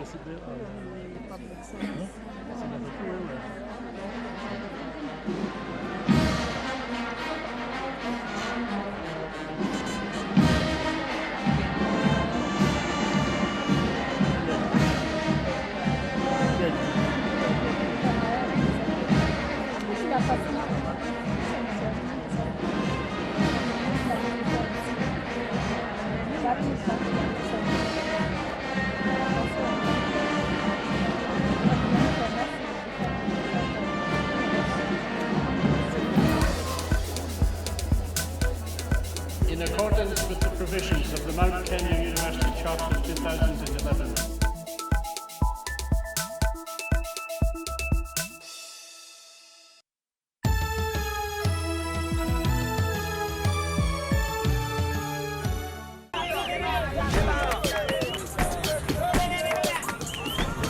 A majority of Kenyans, just like their East African counterparts, rely on radio as the major source of news compared to other sources of information like television and newspapers. In Kenya today, there are over 90 FM radio stations, more than 60 free-to-air TV stations, and a dozen print newspapers and magazines. The number of media houses continues to grow day by day.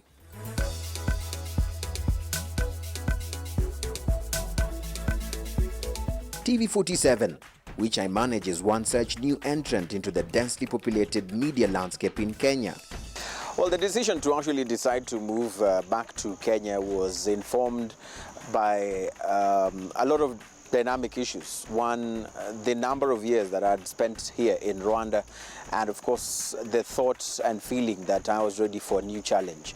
And so getting appointed to be the CEO of TV47 gave me a new sort of energy and a new level or intensity of fire burning in my stomach to want to actually play a key role in starting something from scratch and wanting to see it grow and becoming a force to reckon with. And that is exactly what we are working around the clock as a team here at TV47 to ensure we achieve.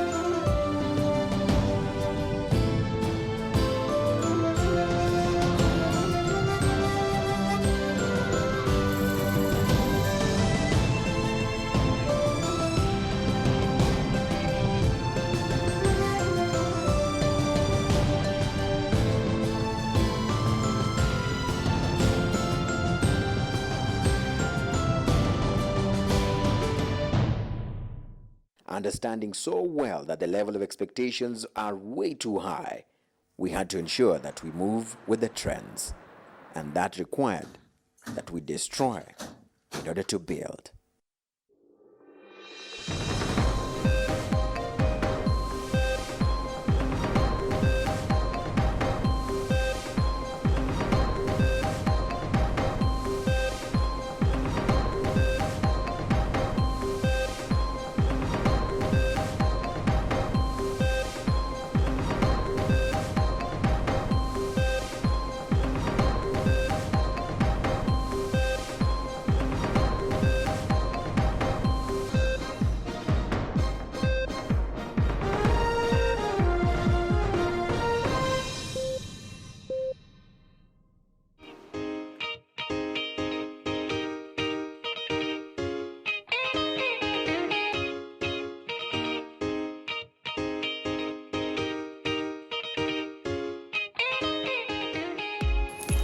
Hey!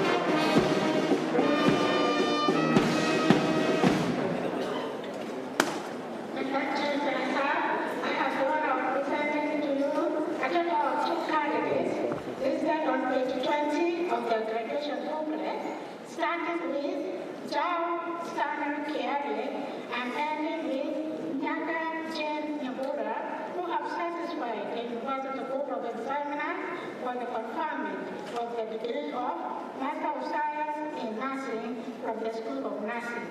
With your permission, sir, I call upon the candidates to start and wait for the conferment of the degree of Mount Kenya University.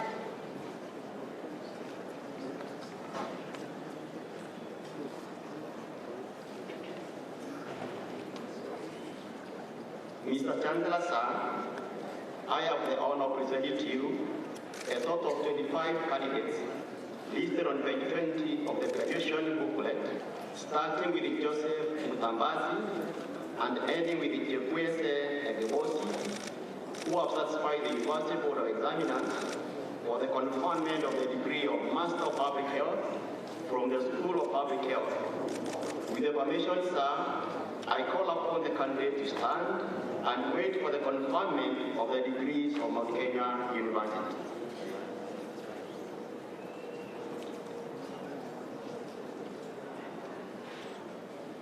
Mr. Chancellor, sir, I have the honor of presenting to you a total of 2 candidates listed on page 20 of the graduation booklet, starting with Onyango Jesper Nyaboke and ending with Peter Musioki, who has satisfied the University Board of Examiners for the conferment of the Master of Science in Medical Laboratory Sciences from the medical school.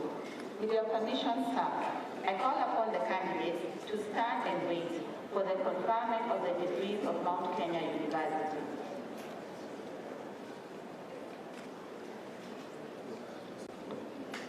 Mr. Chancellor, sir, I have the honor of presenting to you one candidate listed on page 20 of the graduation booklet by the name Tuisenge Ephraim, who has satisfied the University Board of Examiners for the conferment of the degree of Master of Science in Information Technology from the School of Computing and Informatics. With your permission, sir, I call upon the candidate to stand and wait for the conferment of the degree of Mount Kenya University.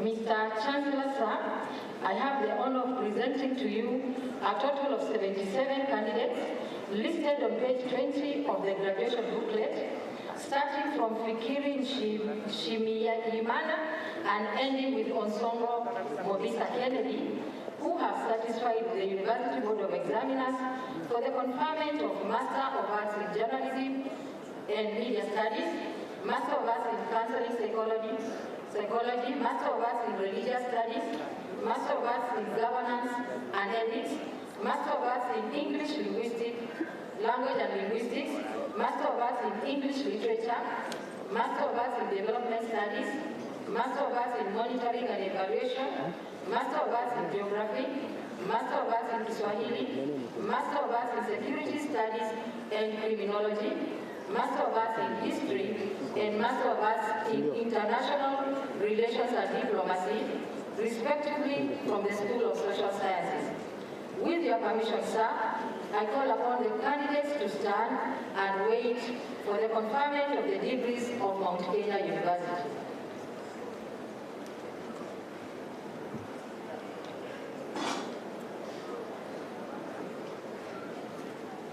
Mr. Chancellor, sir, I have the honor of presenting to you Wajiro Kemani Elizabeth, listed on page 22 of the graduation booklet, who has satisfied the University Board of Examiners for the conferment of the degree of Master of Science in Hospitality Management from the School of Hospitality, Travel and Tourism Management. With your permission, sir, I call upon the candidates to stand and wait for the conferment of the degree of Mount Kenya University.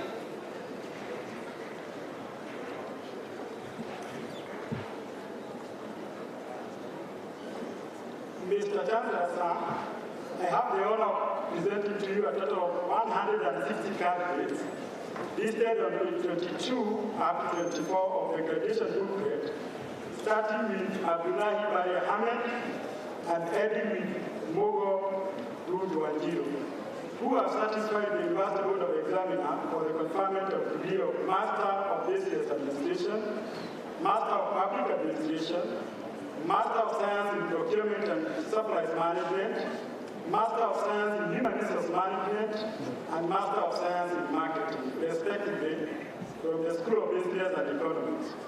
With your permission, sir, I call upon the candidate to stand and wait for the conferment of the degrees of Mount Kenya University.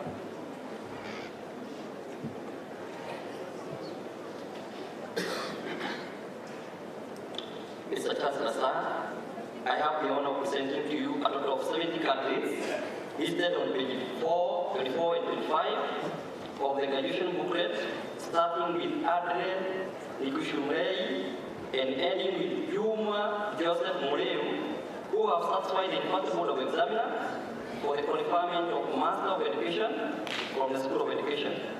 With the permission, sir, I call upon all the master's candidates from all the schools to start and wait for the conferment of the degree of Mount Kenya University.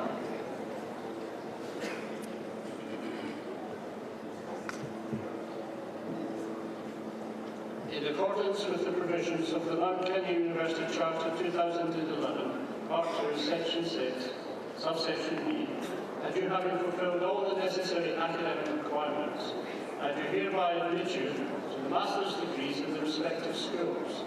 By my authority and that of the entire university, give you the power to read and to do all that appertain to the degrees. Congratulations.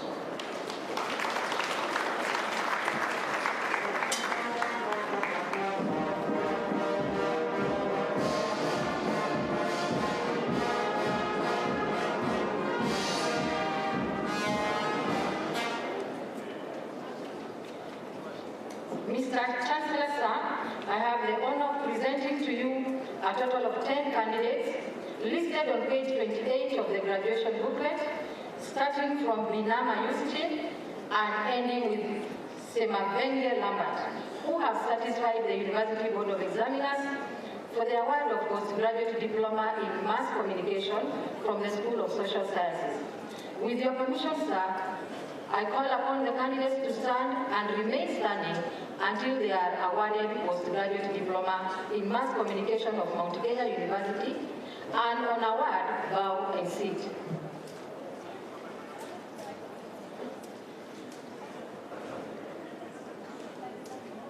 Mr. Chancellor, sir, I have the honor of presenting to you a total of 4 candidates listed on page 28 of the graduation booklet, starting with Chebi Joan Cheruto and ending with Major Ben Zakaria, who have satisfied the University Board of Examiners for the award of postgraduate diploma in project planning and management from the School of Business and Economics. With your permission, sir, allow me to call upon the candidate to stand and remain standing until they are awarded postgraduate diploma in project planning and management of Mount Kenya University. And on award, bow and sit.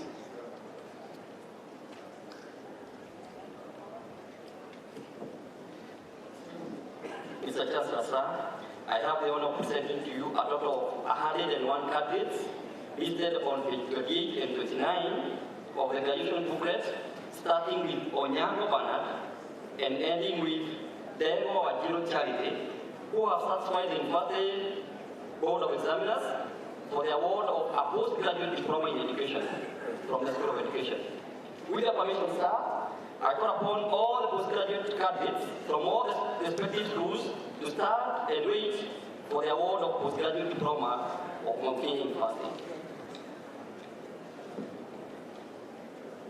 In accordance with the provisions of the Mount Kenya University Charter 2011, Part 2, Section 6, Subsection B, and you having fulfilled all the necessary academic requirements, I do hereby admit you to the postgraduate diploma in the respective schools, and by my authority and that of the entire university, give you the power to read, to do all that appertains to the diploma. Congratulations.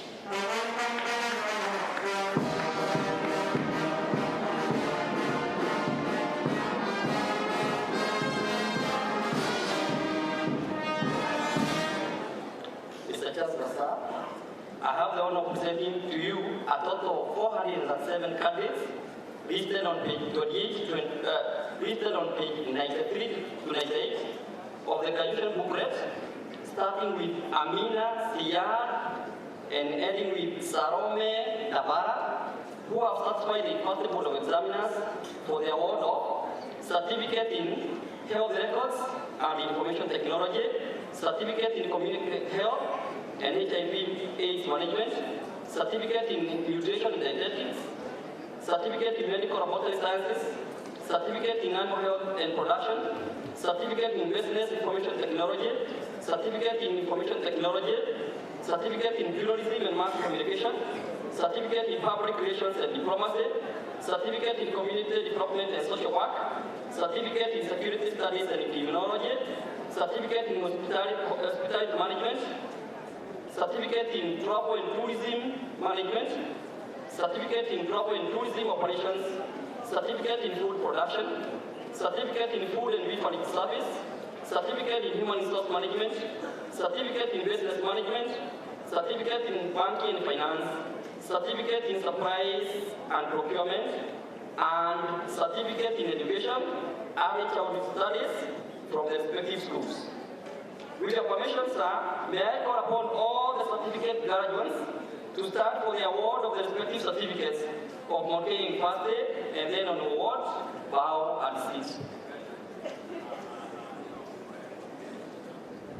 In accordance with the provisions of the Mount Kenya University Charter 2011, Part 2, Section 6, Subsection B, and you having fulfilled all the necessary academic requirements, I do hereby admit you to the respective certificates of Mount Kenya University in various schools, and by my authority and that of the entire university, give you power to read and to do all that appertain to the certificates. Congratulations.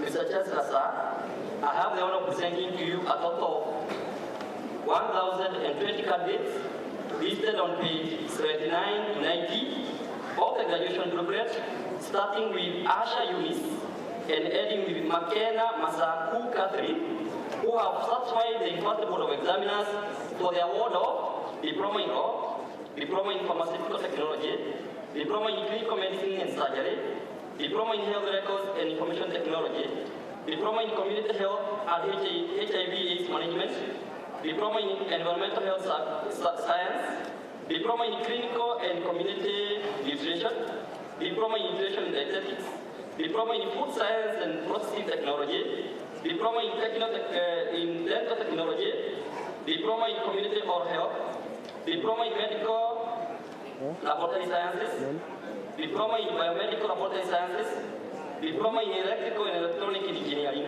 diploma in medical engineering, diploma in animal health and production, diploma in science laboratory sciences, diploma in information technology, diploma in business information technology, diploma in information communication technology, diploma in journalism and mass communication, diploma in security studies and criminology, diploma in public relations and diplomacy, diploma in community development and social work, diploma in counseling psychology, diploma in travel and tourism management, diploma in hospitality management, diploma in banking and finance, diploma in human resource management, diploma in business management, diploma in supplies and procurement, diploma in marketing management, diploma in microfinance, diploma in education arts, diploma in education sciences, diploma in education special needs education, diploma in education early childhood, respectively from the respective schools. With your permission, sir, I call upon all the diploma graduates to stand for the award of the respective diplomas of Mount Kenya University and then bow and sit. My authority and that of the entire university give you power to read and to do all that appertain to the diplomas. Congratulations.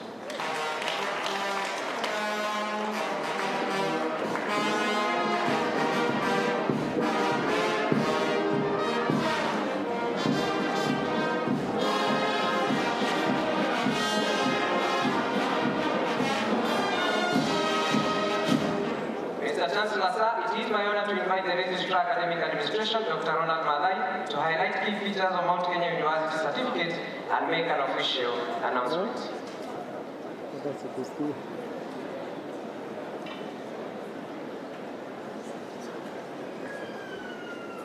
Lecturers, we have not forgotten you.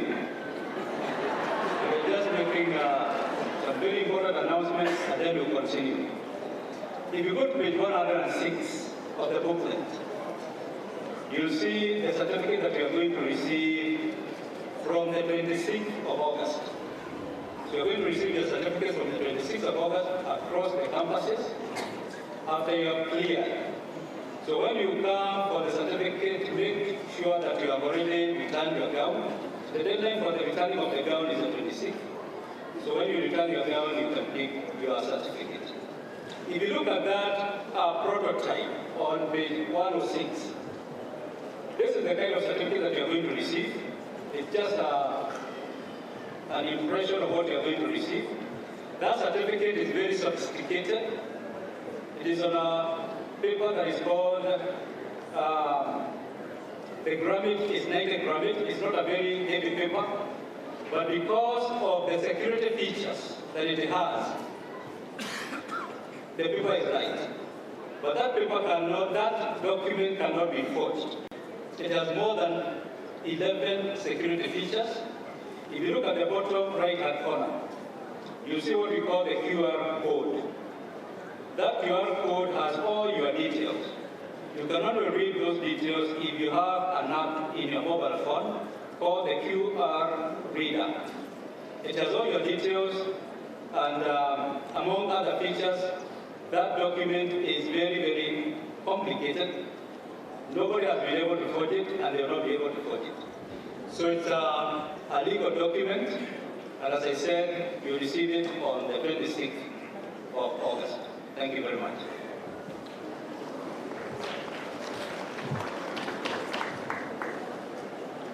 Mr. Chancellor, sir, I have the honor of presenting to you a total of 111 candidates listed on page 32 of the graduation booklet, starting from Amayo Peter, Ijimbi, and ending with Mugo Evanson Marshall, who have satisfied the University Board of Examiners for the conferment of Bachelor of Laws from the School of Law.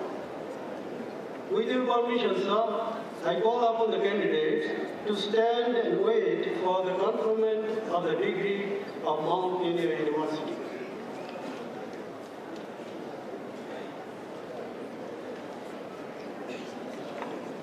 Mr. Chancellor, sir, I have the honor of presenting to you a total of 31 candidates listed on page 33 of the graduation booklet, starting with Abdul Adil Abdul Rizak Sheikh and ending with Yuan Lucky Gago Rowa, who have satisfied the University Board of Examiner for the conferment of Bachelor of Pharmacy from the School of Pharmacy. With your permission, sir, I call upon the candidates to stand and wait for the conferment of the degree of Mount Kenya University.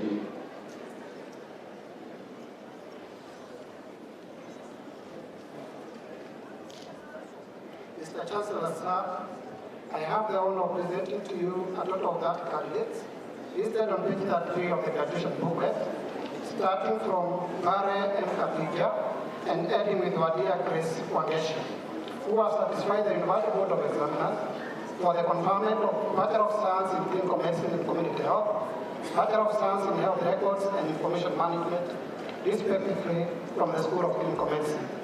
With your permission, sir, I call upon the candidate to start and wait for the conferment of the degrees of Mount Kenya University.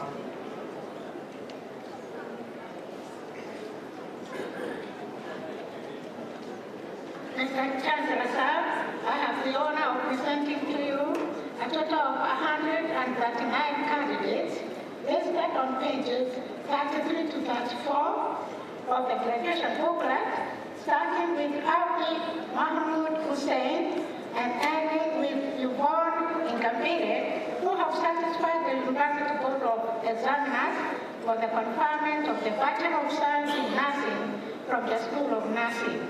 With your permission, sir, I call upon the candidates to start and wait for the conferment of the degree of Mount Kenya University.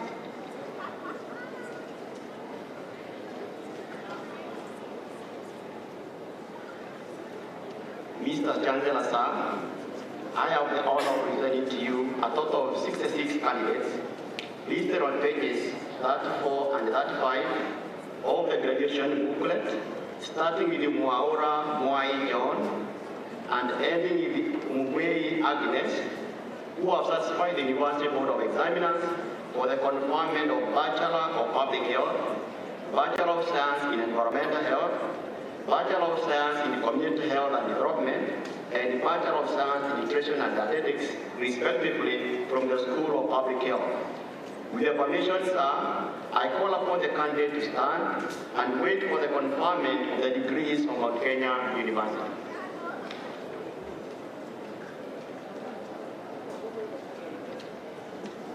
Mr. Chancellor, sir, I have the honor of presenting to you a total of 32 candidates listed on page 35 to 36 of the graduation booklet, starting with Abubakar Abdullahi and ending with Nyanya Beatrice, who has satisfied the University Board of Examiners for the conferment of the Bachelor of Science in Medical Laboratory Sciences, Bachelor of Science in Biomedical Laboratory Sciences, Bachelor of Science in Oral Health, and Bachelor of Science in Dental Technology, respectively, from the medical school. With your permission, sir, I call upon the candidates to stand and wait for the conferment of the degrees of Mount Kenya University.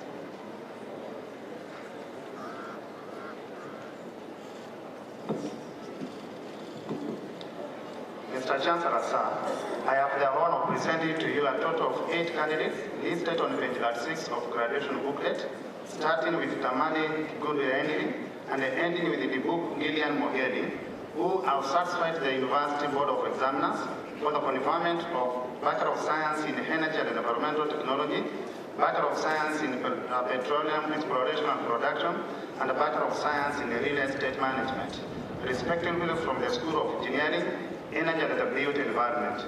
With your permission, sir, I call upon the candidates to stand and wait for the conferment of degrees of Mount Kenya University.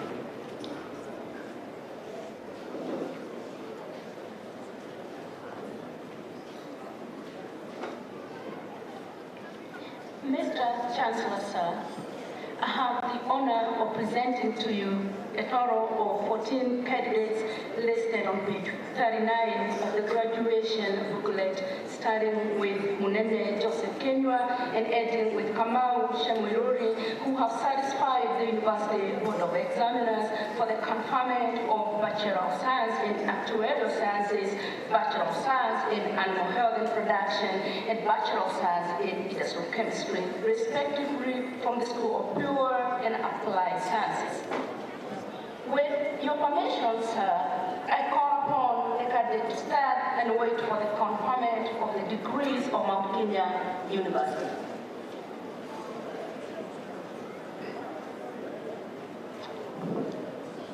Mr. Chancellor, sir, I have the honor of presenting to you a total of 182 candidates listed on page 36 to 39 of the graduation booklet, starting with Clarkson Owiti Luke and ending with Dan Yerishem, who have satisfied the University Board of Examiners for the conferment of the Bachelor of Business Information Technology, Bachelor of Science in Information Science, Bachelor of Science in Information Technology, Bachelor of Information Communication Technology, and Bachelor of Business Information and Communication Technology, respectively, from the School of Computing and Informatics. With your permission, sir, I call upon the candidates to stand and wait for the conferment of the degrees of Mount Kenya University.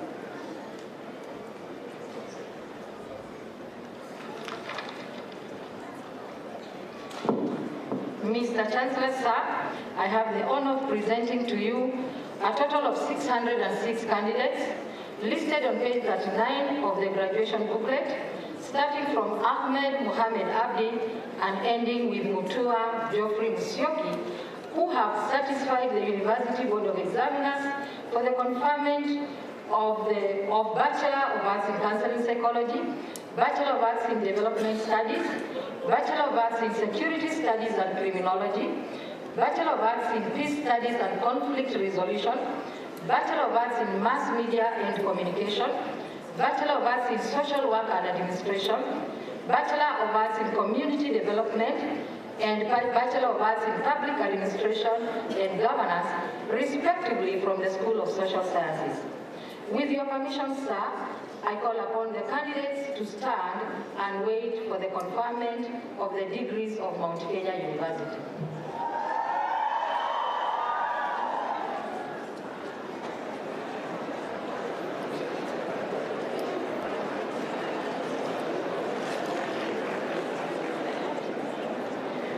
Mr. Chancellor, sir, I have the honor of presenting to you a total of 33 candidates listed on page 45 to 46 of the graduation booklet, starting with Betty Nyirahabimina and ending with Wangondu Naomi Wangare, who have satisfied the University Board of Examiners for the conferment of Bachelor of Science in Hospitality Management and Bachelor of Science in Travel and Tourism Management, respectively, from the School of Hospitality, Travel and Tourism Management.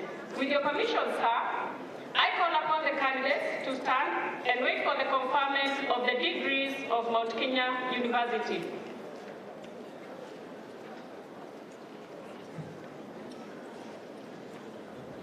Mr. Chancellor, sir, I have the honor of presenting to you a total of 916 candidates listed on page 46 to 55 of the graduation booklet, starting with Muidi Janet and ending with Gatera Isabane Belicia, who have satisfied the University Board of Examiners for the conferment of Bachelors of Business Management, Bachelors of Commerce, Bachelors of Economics and Finance, Bachelors of Economics and Statistics, Bachelors of Arts in Public Administration, and Bachelors of Management and Office Administration, respectively, from the School of Business and Economics.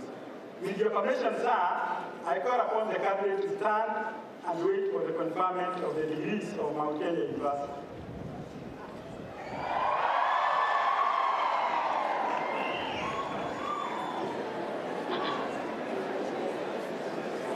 Mr. Chancellor, sir, I have the honor of presenting to you a total of 2,590 candidates listed on page 55 to 75 of the graduation booklet, starting with Atea K. Raquel and ending with Obudo O. Nicholas, who have satisfied the Invited Board of Examiners for the conferment of Bachelor of Education Arts, Bachelor of Education Science, Bachelor of Education Early Childhood Studies, Bachelor of Education Primary Option, and Bachelor of Education Special Needs Education, respectively from the School of Education.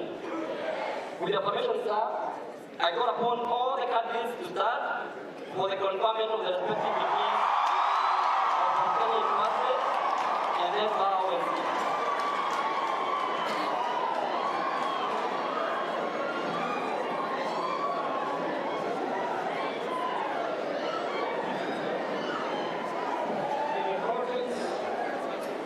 In accordance with the provisions of the Mount Kenya University Charter 2011, Part 2, Section 6, Subsection B, and you having fulfilled all the necessary academic requirements, I do hereby admit you to the respective degrees of Mount Kenya University from the respective schools, and by my authority and that of the entire university, give you the power to read and do all that appertain to the degrees.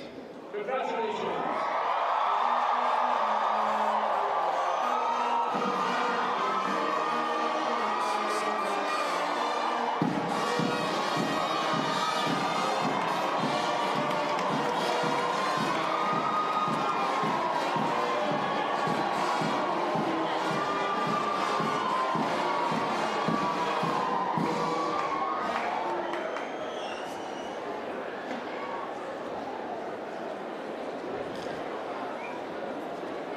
Once more, congratulations. Mr. Chancellor, sir, allow me to invite the Vice-chancellor of Mount Kenya University, Professor Stanley Waugo, to dissolve the 16th graduation ceremony of Mount Kenya University.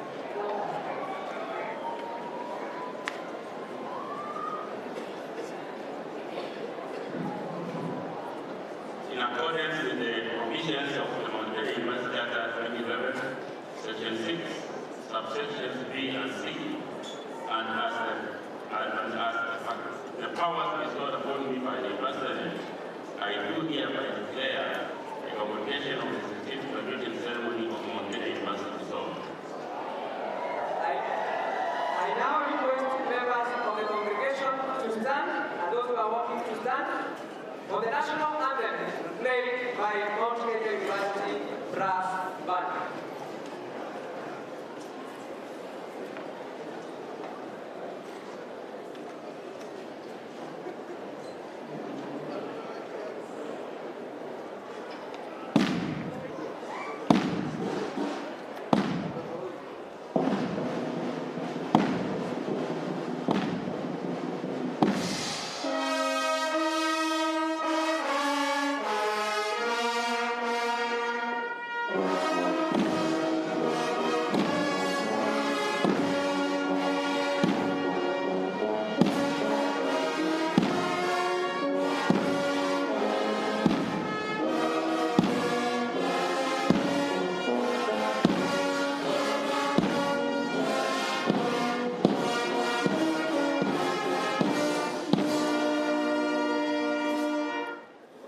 Mr. Chancellor, sir, I now request the Chancellor's academic procession to leave in the reverse order, starting with the Miss Bearer, the Chancellor, the Vice-chancellor, Chairman Board of Directors, guest speaker, members of the Board of Directors, Chairman University Council, Vice-chancellors of other universities, Deputy Vice-chancellors, Registrar Academic Administration, Principals, Dean of Schools, University Librarian, Directors, Registrars, Heads of Departments, members of academic staff, as well as two student representatives.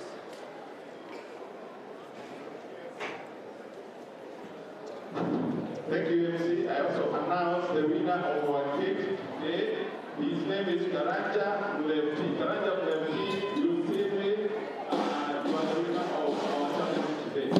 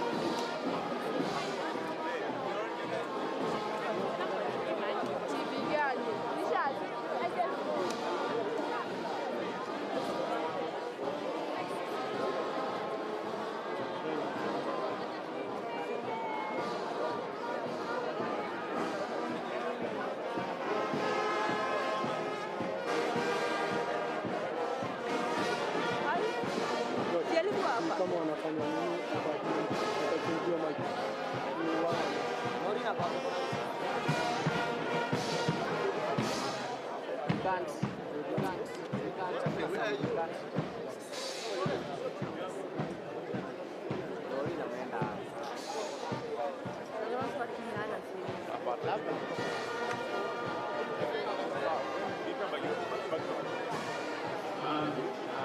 We are able to see the graduate now, kindly. We will not immediate address to the pavilion, only after the chancellor's procession is through. And then we allow you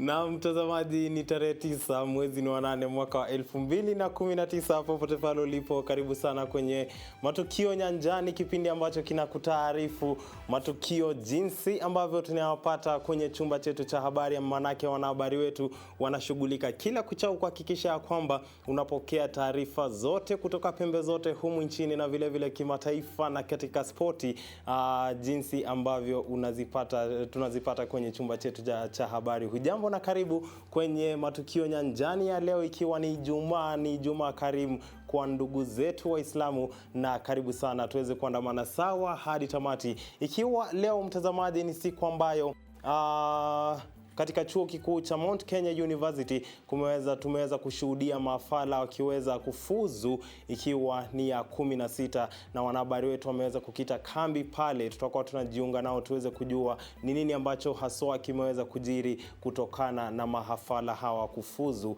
Na vile vile mtazamaji, kumbuka mahafala hawa wanapofuzu sasa humu nchini Kenya kumekuwa na shida ya kupata ajira. Sasa wataenda wapi? Huo ni mjadala ambao tutakuwa nao wakati mwingine hapa studioni, lakini tayari wageni wangu washafika vile vile hapa studioni, na leo hii tutakuwa tunajadili swala nzima la usimamizi wa talanta humu nchini. Hayo ni ya baadaye, lakini leo hii vile ambavyo tumeshuhudia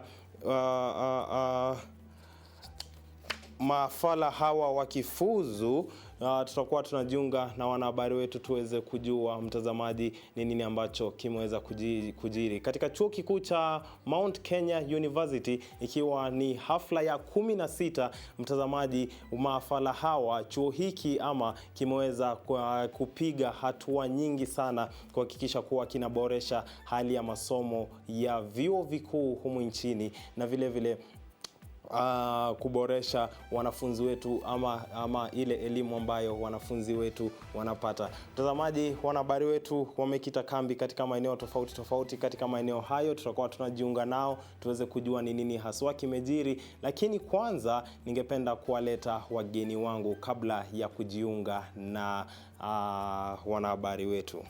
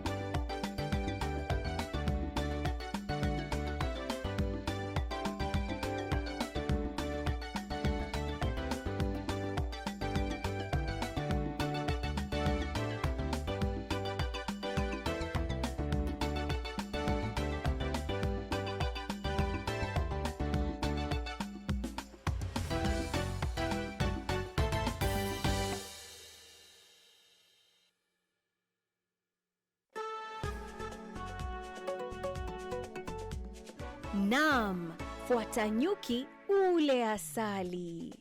Wiki hii nitakupeleka kwenye tamasha za mapochopocho kemkem. Nikuonjeshe lishe mbalimbali na pilipili inayopasha. Je, wapenda vyakula vyenye ladha? Na je, wapenda burudani ya kisasa? Basi utakosaje? Tukutane saa 11 Jumamosi ijayo katika runinga uipendayo. TV47, macho na sauti yetu. Visa vingi vya ukosefu wa kazi vimewalazimu watu wengi kujitosa katika hustle mbalimbali. Hapa katika Hustle Mashinani tunatambua bidii yako, ubunifu wako na kuikubali kazi yako. Nafanya hustle ya kuuza chapati na maybe weekends huwa na hustle na kushuka watu nywele. Hudi ni neighbor wangu. Hata hiyo kazi anafanya inamsaidia kulipa nyumba. Ungana nami Magdalene Wanjiko kila siku ya Jumamosi saa 2:30 hapa TV47, macho na sauti yetu.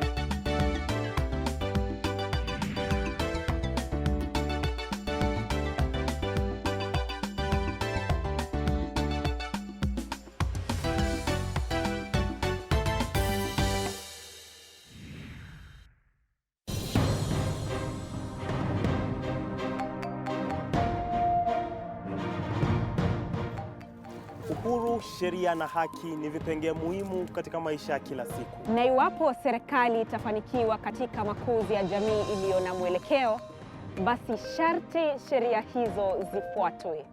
Na kwa sababu sheria ni msumeno kukata mbele na nyuma, ni vyema kufahamu tungo hizi. Siku zote jambo usilolijua ni kama usiku wa giza.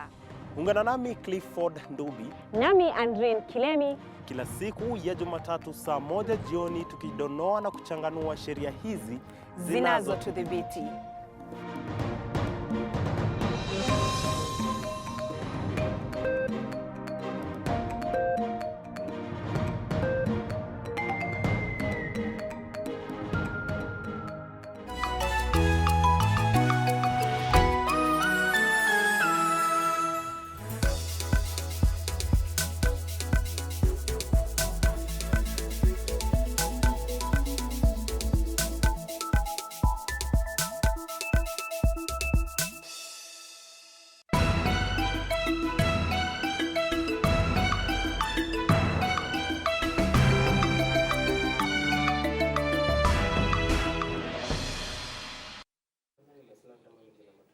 Safi sana mtazamaji, karibu tena kwenye matukio nyanjani, ambapo sasa hivi najiunga na wanahabari wetu ambao wamekita kambi katika chuo kikuu cha Mount Kenya, ambapo hafla ya 16 ya kufuzu kwa mahafali imeweza kufanyika, na sasa hivi Tony Mwirigi yupo kwenye Happy Valley Grounds pamoja na mwenzangu Andrin Kilemi, ambapo tutakuwa tunajiunga nao baada ya muda usio kwa mrefu.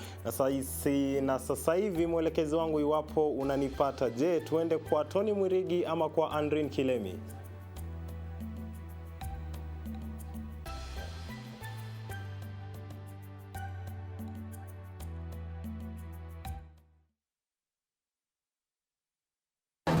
Kutoka uwanja wa Mount Kenya University ambapo leo mtazamaji wameweza kuadhimisha sherehe za 16 tangu kuanzishwa kwa chuo hiki ambapo ni chuo cha kibinafsi hapa nchini Kenya. Na mkumbuka basi mwenzangu ni kwamba chuo hiki basi kiliweza kuanzishwa mwaka 1996 ambapo basi kilianza tu kama chuo cha anuai ama chuo cha kimsingi ambacho basi kiliweza tu kutoa kozi mbili, ikiwa ni kozi ile ya uhasibu pamoja na kozi hii ambayo ni ya tarakilishi. Lakini baadaye mwaka 2000 chuo hiki kiliweza kupewa nafasi ya kuweza kuwa kituo cha kwanza kuweza basi kuwa kinaitwa college kwa kimombo. Alafu baadaye mwaka 2006 kiliweza basi kupewa nafasi ya kuweza kutoa nafasi ama kiwango cha elimu cha shahada pamoja na stashahada. Kisha mwaka 2011 chuo hiki basi kiliweza kuruhusiwa kuwa chuo cha kwanza basi kuweza chuo cha kibinafsi, chuo kikuu cha kibinafsi hapa nchini Kenya. Na bila shaka mtazamaji, itakumbuka kuwa pia chuo hiki hakiko nchini Kenya peke yake, bali pia kiko katika nchi ya Rwanda, nchi ya Somalia, na vilevile tunayo matawi mengine hapa nchini Kenya ambayo ni mjini Eldoret, mjini Nakuru, mjini Mombasa na vilevile katika mji wa Kilifi. Na mkumbuka siku leo ni zaidi mahafala zaidi ya 6 ambapo wameweza siku hii ama maadhimisho ya 16 ambayo yameweza kufanyika siku ya leo. Kumbuka zaidi ya mahafala 6,000 wameweza kuhitimu katika siku hii ya leo. Na tukiangazia ni kwamba shule hii ina shule tofauti. Chuo hiki kunradi kina shule tofauti. Tukiangalia tuna shule ya sheria, tuna shule ya madawa ambayo kwa lugha ya kimombo tunasema ni School of Pharmacy. Vilevile tuna shule ya udaktari, School of Medicine, na vilevile tuna shule ya ualimu, School of Education. Na kuangazia tu Andeni kwamba zaidi ya wanafunzi 2,000 ambao wanafanya kutoka shule ya ualimu ambao ni education wameweza kusajili zaidi ya walimu 2,000, huku kile ambao ni shule ya engineering au wahandisi kwa lugha ya kimombo wameweza kusajili wanafunzi 100 pekee 21. Na vilevile katika shule ya sheria tunaona imeweza kuorodhesha takriban wanafunzi 166.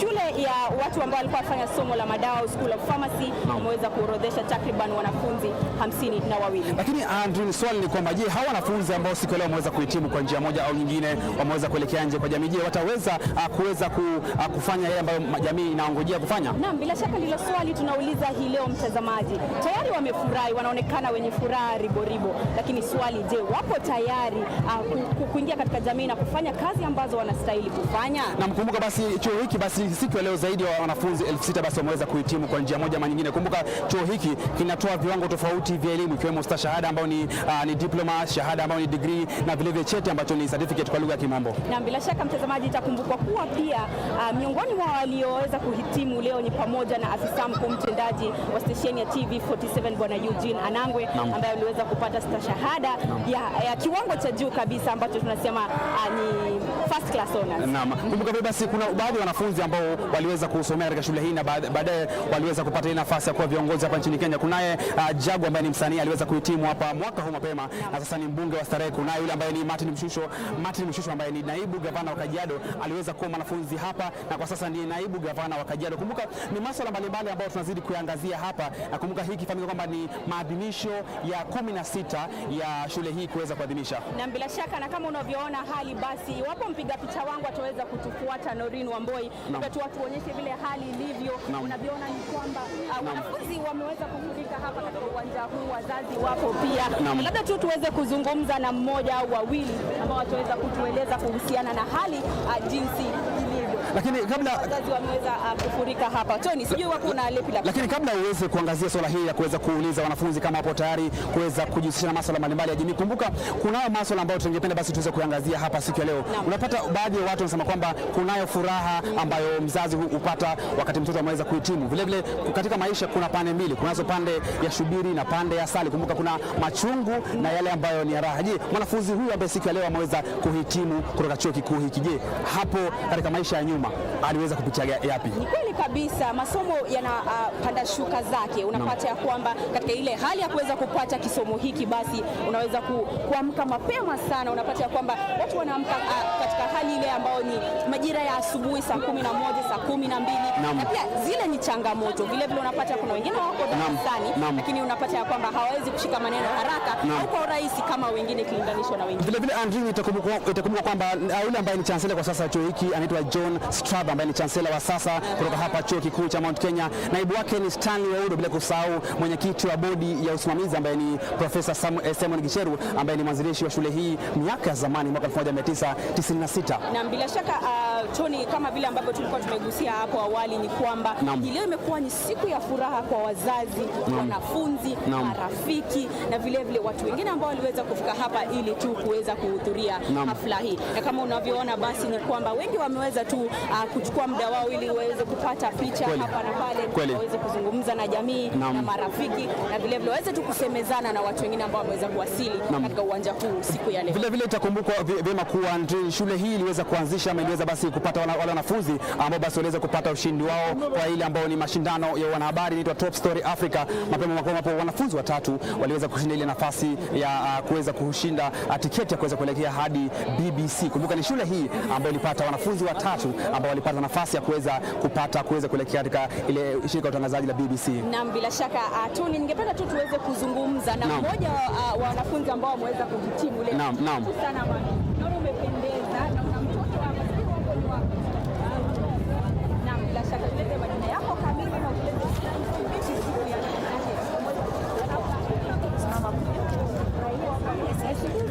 What is it? Interview. Just an interview on how it was. Aya, ndio huyo mwingine, kuna mwingine. Mapeta. Ongea. Naam.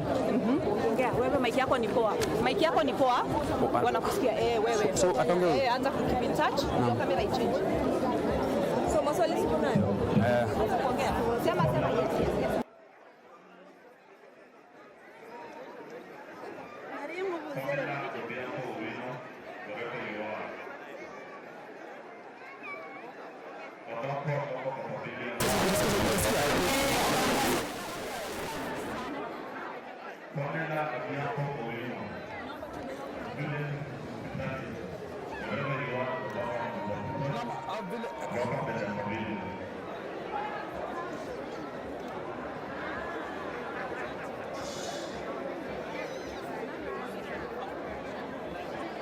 Na mtazamaji, basi vile vile basi kumbuka nipo na mwanafunzi mmoja hapa ambaye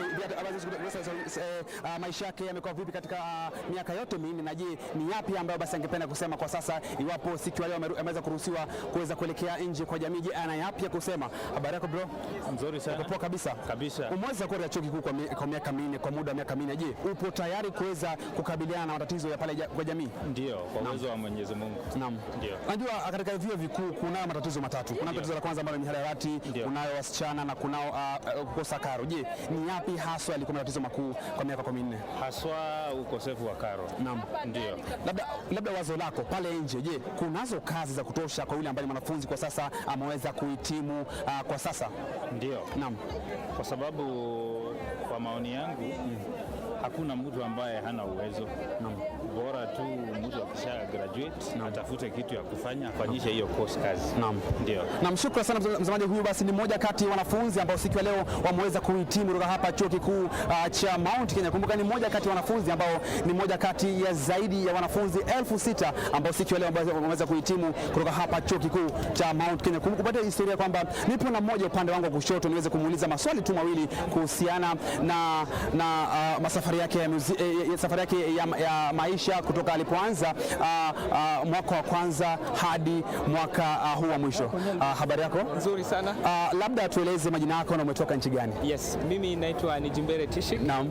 Nimetoka Burundi. Naam. I'm the only represent wa Burundi. Naam. Na ni first promotion Burundi kwa Mount Kenya University ambao tumeweza kuja kwa graduation. Naam. Na nimepata Masters of Business Administration in Strategic Management option. Naam. Umesema kwamba umetoka nchi ya Burundi. Je, utakapotoka Kenya siku ya leo ama siku ya kesho uweze kuelekea hadi nchini Burundi, je, una yapi haswa ya kuwafanyia watu wa Burundi kutoka elimu ya Kenya?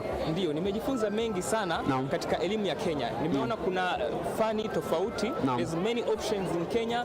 Kuna watu wengi wanapata elimu mbalimbali na tofauti, na vijana wengi wamejituma kusoma na kuendelea mbele kuliko nchi ya Burundi. Burundi bado tuna ile hatua ya kupiga kuweza kufikia kile kiwango ambacho kimefurahisha sana sana kwa wale vijana wadogo ambao wamejielekeza katika elimu moja sekta mbalimbali, lakini tunataka nimeona elimu Kenya.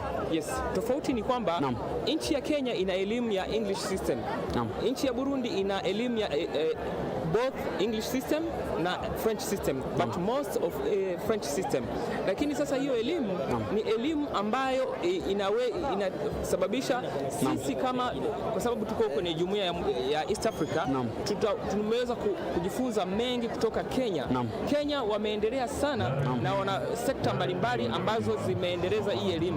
Na sasa sisi Burundi tumefungulia na kuna wanafunzi wengi ambao wanasomea hapa Mount Kenya Warundi, na tunaenda kuhamasisha wengi waweze kuiga mfano mzuri wa nchi ya Kenya. Shukrani sana kwa muda wako. Mungu akubariki. Na mtazamaji, huyu tu ni mmoja kati ya wanafunzi 6,000 ambao siku ya leo waliweza kufuzu na taaluma yake kwa njia moja ama nyingine. Kumbuka ni zaidi ya wanafunzi 6,000 ambao siku ya leo waliweza kupata nafasi ya kuweza kupata nafasi ya kuweza kuwa kati ya wale ambao wameweza kufuzu siku ya leo. Kumbuka kuna matawi mbalimbali hapa nchini Kenya ambayo ni chini ya uongozi wa tawi kuu kutoka hapa eneo la Thika, likiwa ni tawi kutoka nchini Rwanda, tawi la Burundi, tawi la Somalia na vile vile matawi mbalimbali hapa nchini Kenya. Kumbuka kuna matawi kama vile Nakuru, Mombasa, Malindi, miongoni mwa matawi mbalimbali ambayo ni zao la tawi kuu la MKU hapa kutoka hapa kaunti hii ya Kiambu, jiji kuu la Thika. Kumbuka bado nipo na wanafunzi wengi upande wangu kulia, atanieleza swali jina lake na je, ana yapi ya kusema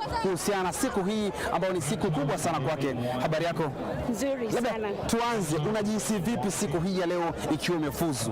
Nasikia furaha tu sana kwa sababu imekuwa long journey. Nafurahi sana. Yaani mpaka sina la kusema. Huwezi eleza. Yaani siwezi. Kila safari iko na panda shuka, iko na uchungu na raha. Je, kivyako uchungu wa safari yako ya miaka 4 umekuwa upi? Uchungu ni kuacha watoto wangu. Watoto wangu 3 wasichana wazuri na wapenda. Ilikuwa hard kuacha wakati huo natoka kadogo hapo kanalia kawania. Alikuwa kanalia mpaka pia mimi najisikia kulia pia. Shukrani sana kwa muda wako na Mungu akubariki na kila laheri kwa kazi yako. Na kumbuka mtazamaji, tupo na mwenzangu upande wa pili Andrin Kilemi ambaye basi atatueleza ni yapi ambayo yanazidi kufanyika upande wa pili. Kwako Andrin Kilemi, hapa kutoka uwanja huu wa Happy Valley, hapa ambapo mafunzo ama ile ambayo kuhitimu kwa wanafunzi kunazidi kuendelea hapa chuo kikuu hiki cha Mount Kenya. Kwako Andrin Kilemi.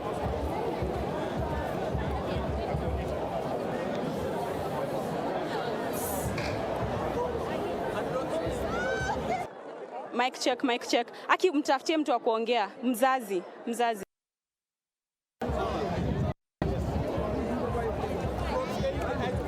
Joy, mzazi. Mtafutie mzazi, sawa?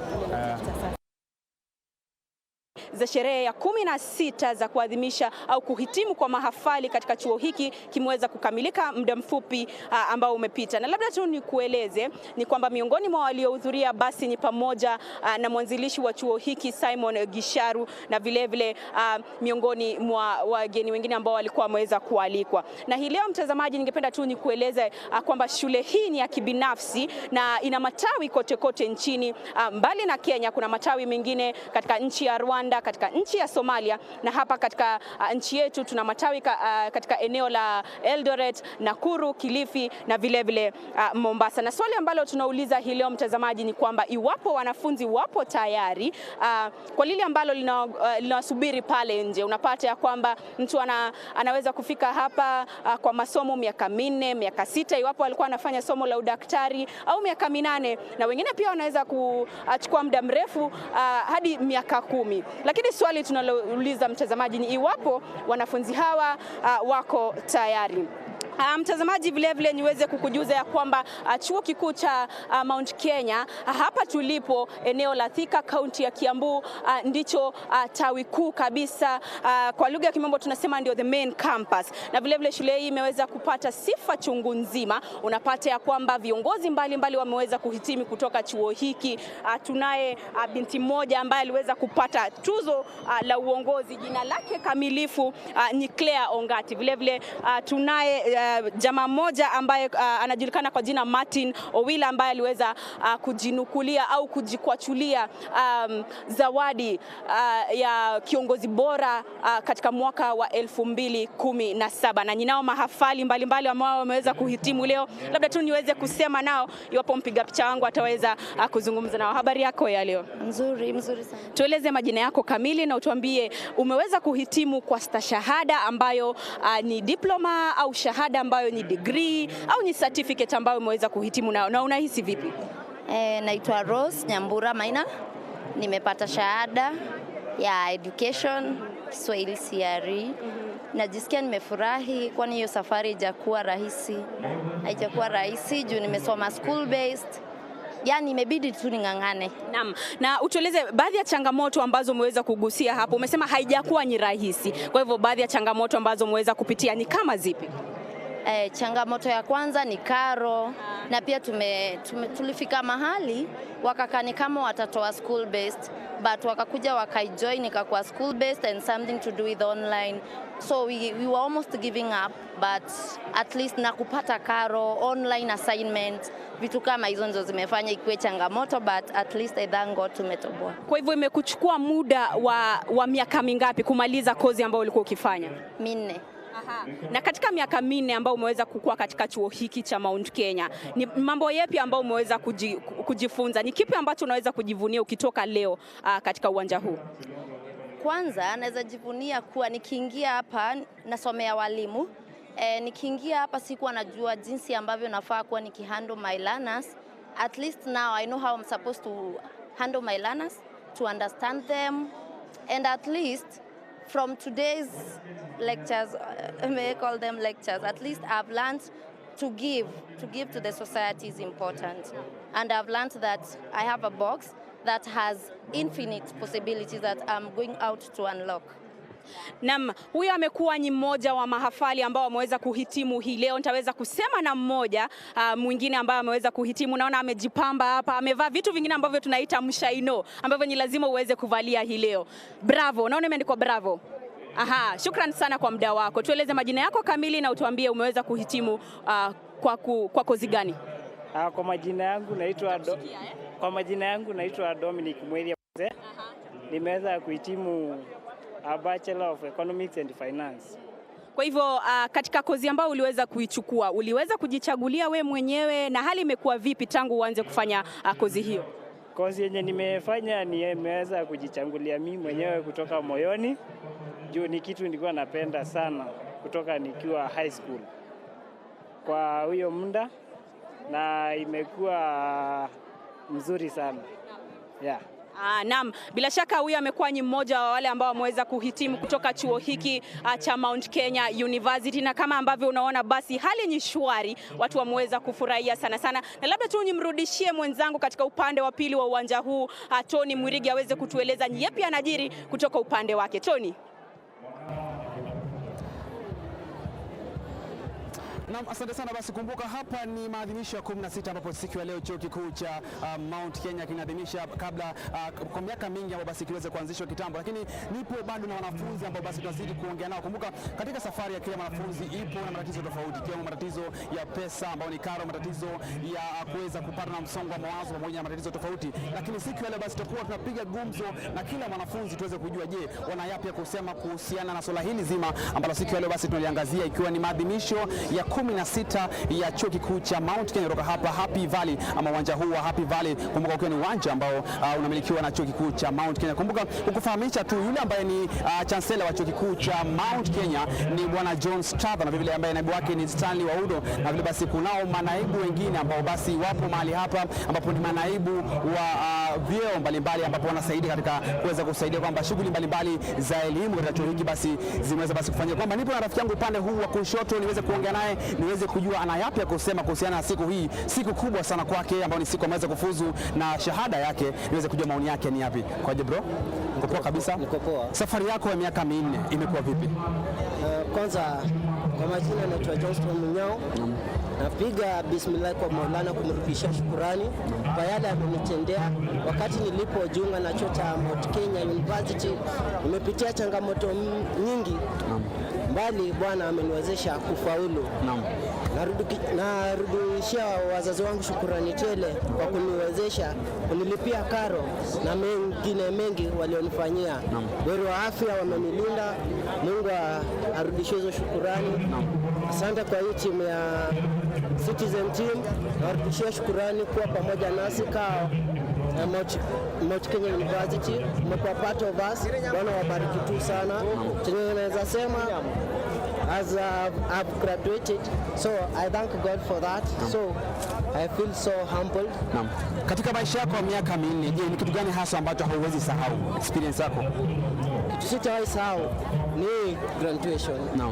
Kwa maana si wengi wamefikia hiki kilele, wengi wameachia kando, na mimi Bwana ameniwezesha nimeona kilele. So hii ni siku sitasahau maishani mwangu. Kuna mtu ambaye ameweza kusaidia kuweza kufika siku ya leo ambaye ni mzazi wako. Je, ungependa basi kumwambia nini mzazi wako pale nyumbani? Mzazi wangu kwanza namrudishia shukurani kwa maana amenilipia karo. Nyingine hajaweza kufika kwa maana kwa jambo na hili na lile limemshikanisha hapo nyumbani.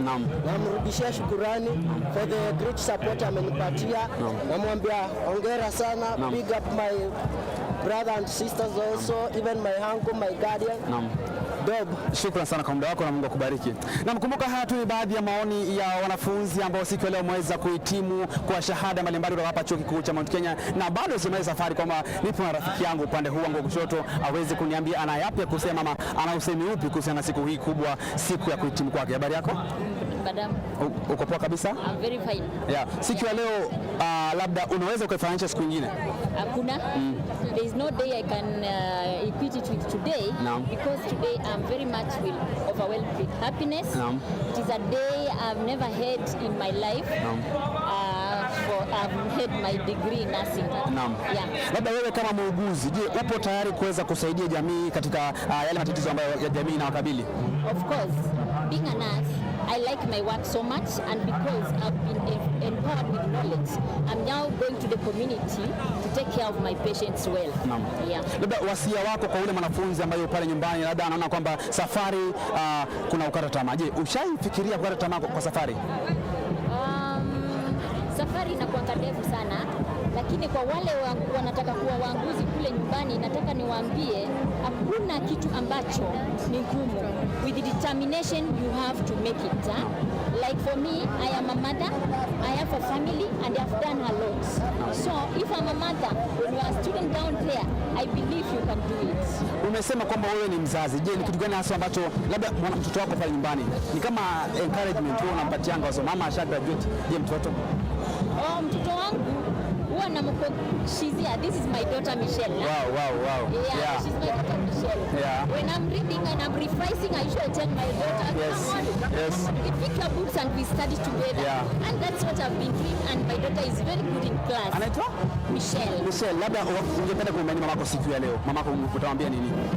Congratulations. She has worked very hard for this, and it's a moment so I congratulate her from the bottom of my heart. Yeah. Shukrani sana kwa muda wenu. Sawa.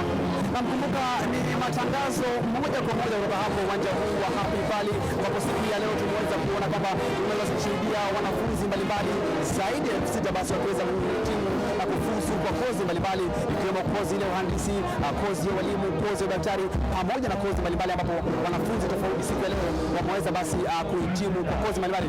Basi upande huu basi hawa tu baadhi ya wanafunzi na wazazi na familia ambapo wapo na furaha mpito siku ya leo, kwani baadhi ya watoto wao wameweza kuhitimu moja kwa moja. Upande huu basi unaangalia basi ni wanafunzi kutoka hapa chuo kikuu cha Mount Kenya ambao basi wanatumbuiza huku basi tukimalizia shamra ya siku hii ya leo. Kumbuka ni maadhimisho ya kila mwaka ambayo hufanyika mara 3 kwa mwaka, ikiwemo mwezi wa 3, mwezi wa 4 samahani, mwezi wa 8 na mwezi wa 12. Kumbuka ni chuo kikuu cha kibinafsi hapa nchini Kenya ambacho kinakuletea masomo kwa mtoto wako pale nyumbani kwa njia ya ubora na njia iliyo safi sana. Kumbuka tutakuwa tunakujuza mengi sana kutoka hapa chuo kikuu cha Mount Kenya, lakini nafahamishwa kwamba mwenzangu Andrin Kilemi yuko upande wa pili. Tufahamishe ni yapi ambayo anayo upande wa pili kabla basi tuweze basi kutamatisha makala haya au matangazo haya moja kwa moja kwako Andrin Kilemi upande wa pili. Kenya ambapo tumeweza kuadhimisha sherehe za 16 na mtazamaji, kama vile mwenzangu kutoka upande wa pili wa uwanja huu Tony Mwirigi ameweza kueleza, ni kwamba tuko katika uwanja huu wa chuo kikuu cha Mount Kenya ambapo tumeweza kuadhimisha sherehe za 16 tangu kuzinduliwa kwa chuo hiki ambacho ni chuo cha kibinafsi na ni chuo ambacho kina matawi kote nchini, tukiangazia kwamba kuna matawi katika nchi ya Kenya na vilevile katika nchi ya Rwanda na vilevile katika nchi ya Somalia. Na hapa nimeweza kujiunga na mmoja wa wazazi na rafiki ambao wameweza kuwasili hapa ili tu kusherehekea kuhitimu kwa wana wao, na nitaweza kusema naye ili tu aweze kutueleza hali iko vipi na anahisi vipi. Karibu sana mami. Asante sana. Nashukuru Mungu kwa siku ya leo. Hii ni siku mzuri sana, nashukuru Mungu kwa siku ya leo. Sasa changamoto ni kwamba huyu sistangu in-law na watoto wake amewapea funzo mzuri ili waweze kufuata hii njia. Hii ni funzo mzuri sana. Na asante sana. Unajihisi vipi kufika hapa siku ya leo? Nafurahia sana sababu hii ni mara yangu ya kwanza kufika hapa Naam, mtazamaji, vilevile tunao watoto hapa wachanga ambao wameweza kufika. Sasa poa. Umefika hapa leo kwa sababu ya nani? Tumekuja graduation ya aunti yangu. Na unajihisi vipi ukiona aunti yako ana graduate? Nimefisi poa sana. Sasa pia wewe umefika hapa juu ya aunti yako? Unafeel aje? Poa. Na hao pia wamekuwa ni watoto ambao wameweza kufika hapa, na iwapo mpiga picha wangu basi ataweza kunifuata, ni kwamba tunaye afisa mkuu mtendaji wa kituo cha TV47 Bwana Eugene Anangwe. Bwana Eugene Anangwe, iwapo tunaweza kusonga kidogo ili tuweze kufuatwa na mpiga picha wetu Karis ambaye anafanya kazi nzuri sana, aweze kutufuata kidogo. Boss, hii leo hapana mambo ya boss. Leo boss hapana. Aya, sawa. Sherehe tu. Tumefurahi. Tunashukuru Mungu. Kuna watu wengi ambao wangependa ku graduate kama sisi ambao tumegraduate leo, but haijakuwa safari rahisi. Imekuwa safari ndefu sana. Kufanya kazi, nilikuwa na kazi 2, Rwanda Television, CNBC Africa na bado na masomo. Na unaweza kutambua kwamba haikuwa kazi rahisi, lakini discipline, kujitoa, kujituma na kujua kwamba uko na target ya kuachieve na unabaki mnyenyekevu hata ukiwa darasani. Nakumbuka nikiwa na walimu wangu wananiuliza, wewe umesha fanya mahojiano na rais wa Rwanda, umefanya mahojiano na watu wakubwa, unafanya nini hapa darasani? Lakini nilijua nilichokuwa nataka na nikakaa kama wanafunzi wengine na nikawapa pia na wengine motisha, kwa maana wengine walikuwa wanakuja pale hawajilipii school fees, wanalipiwa, lakini wanaona kwamba huyu anajilipia, amejituma. Kwa hivyo tujikaze tuwe kama yeye. Na siku imefika leo, tumevaa kofia ambayo ni ishara ya kwamba masomo hayo tumekamilisha, na kama ujuavyo masomo hayaishi, tunaendelea. Maisha ni elimu ni bahari, haishi kwa kuchotwa. Asante Andrin, una Kiswahili kingi sana. Ni kweli kabisa. Bwana Eugene Anangwe, na labda tueleze, umesema ya kwamba tayari ulikuwa na kazi, wewe familia, na tayari wewe ulikuwa katika darasa unasoma. Baadhi tu ya changamoto kama 2-3 ambazo uliweza kupitia. Okay, la kwanza ni kupata ule muda. wa kuwa darasani na pia kurevise wanasema kwa kimombo, kwa sababu uko na kazi ya kutoka saa 1 hadi usiku, na unatakiwa kwamba wakati unamaliza kipindi chako saa 11 unafaa kuelekea darasani, na wakati uko njiani unaenda darasani kuna ile traffic jam ambayo inafanya unafika class kama umechelewa. Wengine wameanza mtihani, pengine huko na muda wa kufanya ile revision, so inamaanisha kwamba kuna ule kujinyima, hauendi starehe fulani, hata maisha ya familia unapunguza kidogo starehe za familia ili uweze kujipatia zile dakika zingine kidogo usiku wa manane ama asubuhi sana, ili uweze kurevise, ili uweze kufanya exams kama wengine na upite mtihani. Na ona tuko hapa first class honors na hauringi na siringi na sisemi. Naam, basi huyo amekuwa ni afisa mkuu mtendaji wa kituo cha TV47 Bwana Eugene Anangwe, ambaye ameweza kunishangaza sana kwa Kiswahili ambacho anakiboronga kwa wepesi, manake mara nyingi anapenda kutumia lugha ya Kimombo. Labda tu niweze kurudisha kwa mwenzangu Tony Mwirigi ambaye ataweza kutueleza ni yapi ambayo anajiri katika uwanja, katika upande wa pili wa uwanja huu.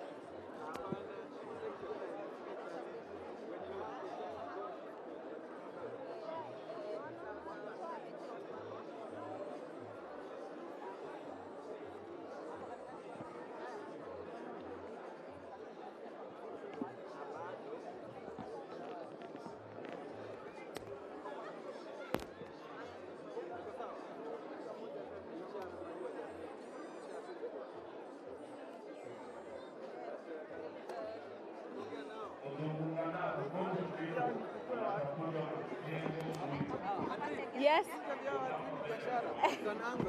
Sawa, hai.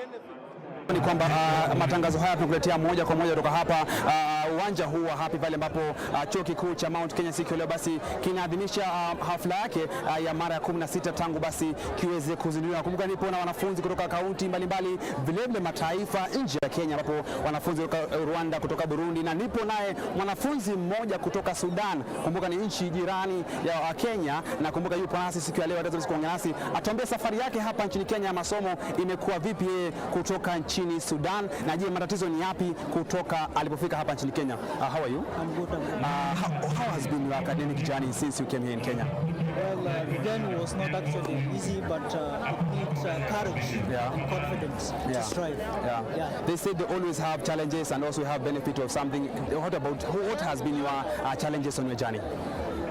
Okay, let me say, like, the first time I came here, I have no Kiswahili. No. My Kiswahili was a little bit, because back home we don't have, we don't use Swahili, we are using Arabic. So the challenge was the language. What about what is your message to the Sudanese students who are here in Kenya, or who are those that are watching you from Sudan? Well, to all of them, that Kenya University is a better place to be. It's a better place to be. They have a quality education. They are providing everything that it is. How do you feel this day? It is a great day, or? It's not only me, but it's for the entire South Sudanese and my family. Is there a family from Sudan who came here to Kenya to celebrate this day? My family. From Sudan? They are here. Around? Okay, thanks for your time. Na mkumbuka mtazamaji, hawa tu ni baadhi ya wanafunzi kutoka hapa nchini Kenya na hadi nje ya Kenya ambao wamefika nchini Kenya kuweza kusoma au kupata masomo yao kwa njia moja ama nyingine. Kumbuka nipo na mgeni ambaye pia ni mwanafunzi, aweze kunieleza kwa mara ya kwanza anafili ama anahisi vipi kwa njia moja ama nyingine kutoka hapa chuo kikuu cha Mount Kenya. Habari yako? Nzuri sana. Unaitwa nani? Naitwa Caroline Elima. Nimehitimu degree ya postgraduate diploma in education. Na nimefurahia sana. Naam. Labda siku hii ya leo unahisi vipi? Nahisi vizuri kwa sababu tumekuwa na mambo mingi. We've been having so many challenges at home, but we've been able to succeed. So I really thank God and I feel so good. Umeweza kuongelea swala la challenges au matatizo hapa na pale. Je, ni matatizo yapi hasa ambayo unaongelea?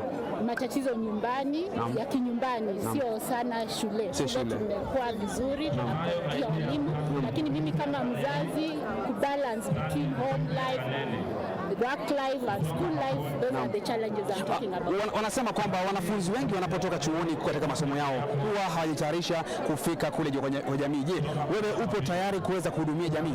Kabisa. Naam. Nimejifundisha vitu mingi ambazo ninafaa kwenda niweze kuwaelezea jamii. Naam. Shukrani sana kwa muda wako na Mungu akubariki. Naam, mtazamaji, kabla niweze kuelekea katika upande wa pili wa Andrin Kilemi, niweze kuongea na mwanafunzi wa mwisho niweze kusikia anasemaje kuhusiana na siku kubwa. Anaacho lakini nilikuwa nimechelewa lakini na ile security check. Naam. Na kwa hivyo leo unaonekana umefurahi sana. Sijui iwapo ukilinganisha na siku za hapo awali, leo inaonekana umeweza kupata fedha nyingi sana kutokana na biashara hii. Nimepata fedha lakini kiasi si mingi vile, lakini siwezi complain. At least biashara imekuwa iko sawa. Siwezi rudi venye nilikuja. Na kulinganisha na mwaka jana leo iko sawa. Kwa hivyo biashara mwaka huu imeweza kuwa nzuri kabisa. Na kwa hivyo katika chuo hiki cha Mount Kenya, wakati ambapo kuna sherehe kama hizi, wewe unakuja hapa kila wakati? Mimi nakuja kila mwaka jana nilikuwa, mwaka juzi, hata miaka inayokuja nitakuwa tu. Sitakosa kuingia hapa. Sababu biashara inakuwa mingi, student wanaofuzu ni wengi, so venye wako wengi ndio biashara iko sawa. Naam, mtazamaji, basi huyo amekuwa ni mmoja wa wanabiashara ambao walikuwa katika uwanja huu wa Mount Kenya, chuo cha Mount Kenya, ambaye ameweza kuwa hapa kwa siku ya leo, na anasema ya kwamba biashara imeweza kunoga, manake ikilinganishwa na miaka ya hapo awali, basi hii leo ni kana kwamba watu wameweza kuingilia mtindo huu wa kuweza kuchukua picha ili tu kuweka zile, kwa lugha ya kimombo tunasema ni memories. Na iwapo labda mwanahabari mwenza Tony Mwirigi ataweza kuniunga nami kunradhi, ili tuweze kujua amekuwa na yepi katika upande wa pili wa uwanja huu. Na mnajua nimefika upande wa pili wa uwanja na nimeweza kuona basi idadi ya wanawake au kandada ambao wameweza kuhitimu siku ya leo ipo chini basi kuweza kulinganisha na ile ya kiume. Je, kivyako maoni yako kwamba ile dhana ya kwamba mtoto wa kike yupo chini, je bado ipo? Ni kama bado iko, manake hata wale ambao niliosema nao wengi ni wanafunzi wa kiume, lakini pia wa kike wameweza kujikakamua sana, wameweza kujitokeza. Nimeweza kuzungumza na ambao wameweza kufanya somo la elimu, kozi ya elimu kunradhi. Vile nimeweza kuzungumza na ambao wameweza kufanya kozi za udaktari. Wapo wengi sana, kwa hivyo ni kama dhana hii inazidi kupotea. Na mkumbuka huku mafanikio haya yakiwa basi ni ya kufana sana. Kumbuka katika ile taaluma ya uhandisi ambayo ni engineering kwa lugha ya kimombo, ni kwamba ni wanafunzi wachache sana ambao basi waliweza kuhitimu siku ya leo, huku ikiwa ni wanafunzi 121 peke yake. Je, maoni yako kivyako, je hizi kozi ama hizi taaluma ngumu ni za wanaume peke yake ama ni za maoni yako? Naam, Tony, labda tu niseme ya kwamba hakuna taaluma au kozi ambayo ni ya mtu kibinafsi. Hakuna. Ni ile tu ari na ule wito ambao mtu wanao, labda unapendelea kozi fulani kuliko nyingine. Lakini tukiangazia masuala ya hapo awali ni kwamba kozi za kiufundi sana zilikuwa zikifanywa na wanaume. Na ni kama mtindo huo labda unazidi kuisha, manake tukiangalia hii leo waliohitimu kutoka shule ya kiufundi basi ni takriban wanafunzi 21. Na kati ya wale 21 kama 10 hivi ni wasichana au ni wanafunzi wa kike.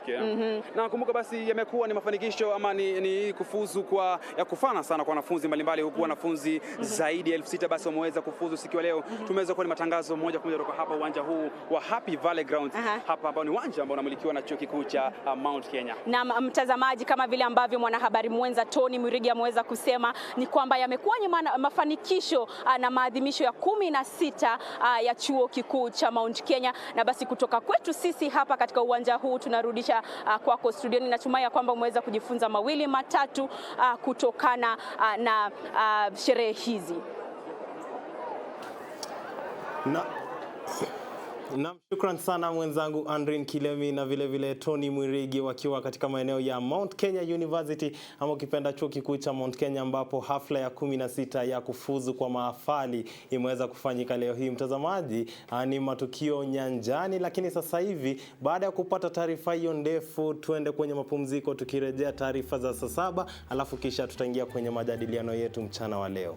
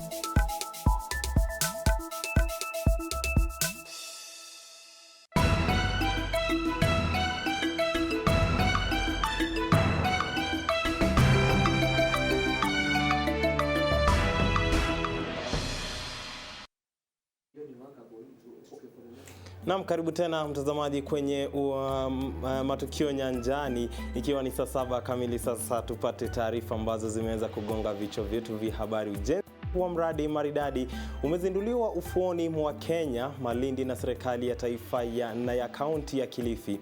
Waziri wa ardhi kaunti ya Kilifi Charles Dadu amefafanua kuwa watarekebisha ufuo wa Malindi ili kuwa na nafasi ya kutosha ya kufanya maigizo na kupakia magari. Tutazame.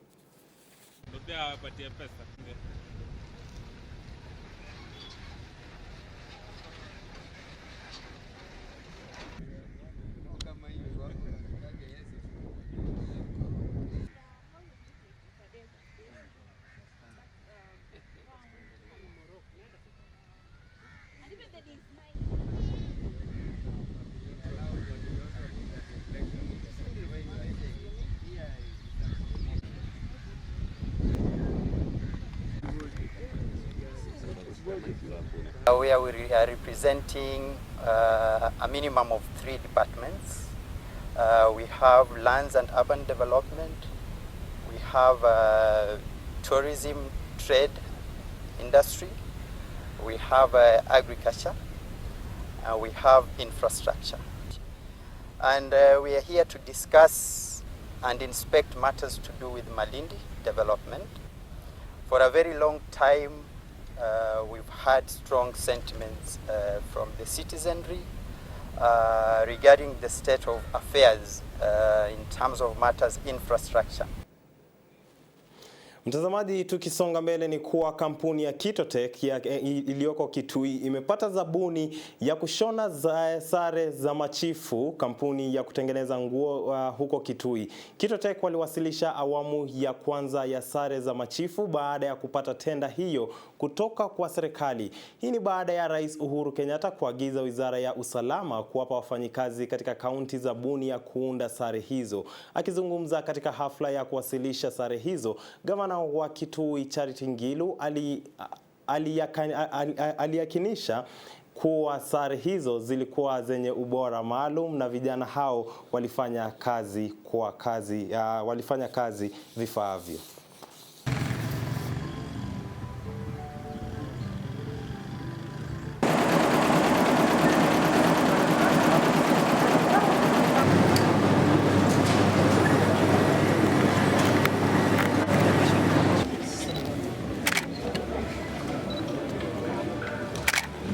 Town Textile Center that you all see behind me, and the work that is going on is slowly transforming and making us know that even when these young people have not gotten the highest levels of education, they are still able to do something very well and earn a living. They only needed to be given skills. We need to get technology like the machines that we have, train people, get the markets, and now we have the market, and now move forward with the work we are going to do. Washukiwa 3 wa wizi walipatikana ana kwa ana na kifo chao mikononi mwa wakazi wa kijiji cha Mboru mjini Mwingi. Wanaume hao 3 walipatikana na mbuzi 5 ambao walikuwa wamepotea hapo jana usiku. Mbuzi hao 5 walikuwa kati ya makumi ya mbuzi ambao wamekuwa wakipotea kwa njia ambazo hazijajulikana. Miezi miwili iliyopita inadaiwa kuwa wanaume hao 3 walikuwa wamefuatwa na wakazi hao waliokuwa na hasira mno na kupewa kichapo cha mbwa.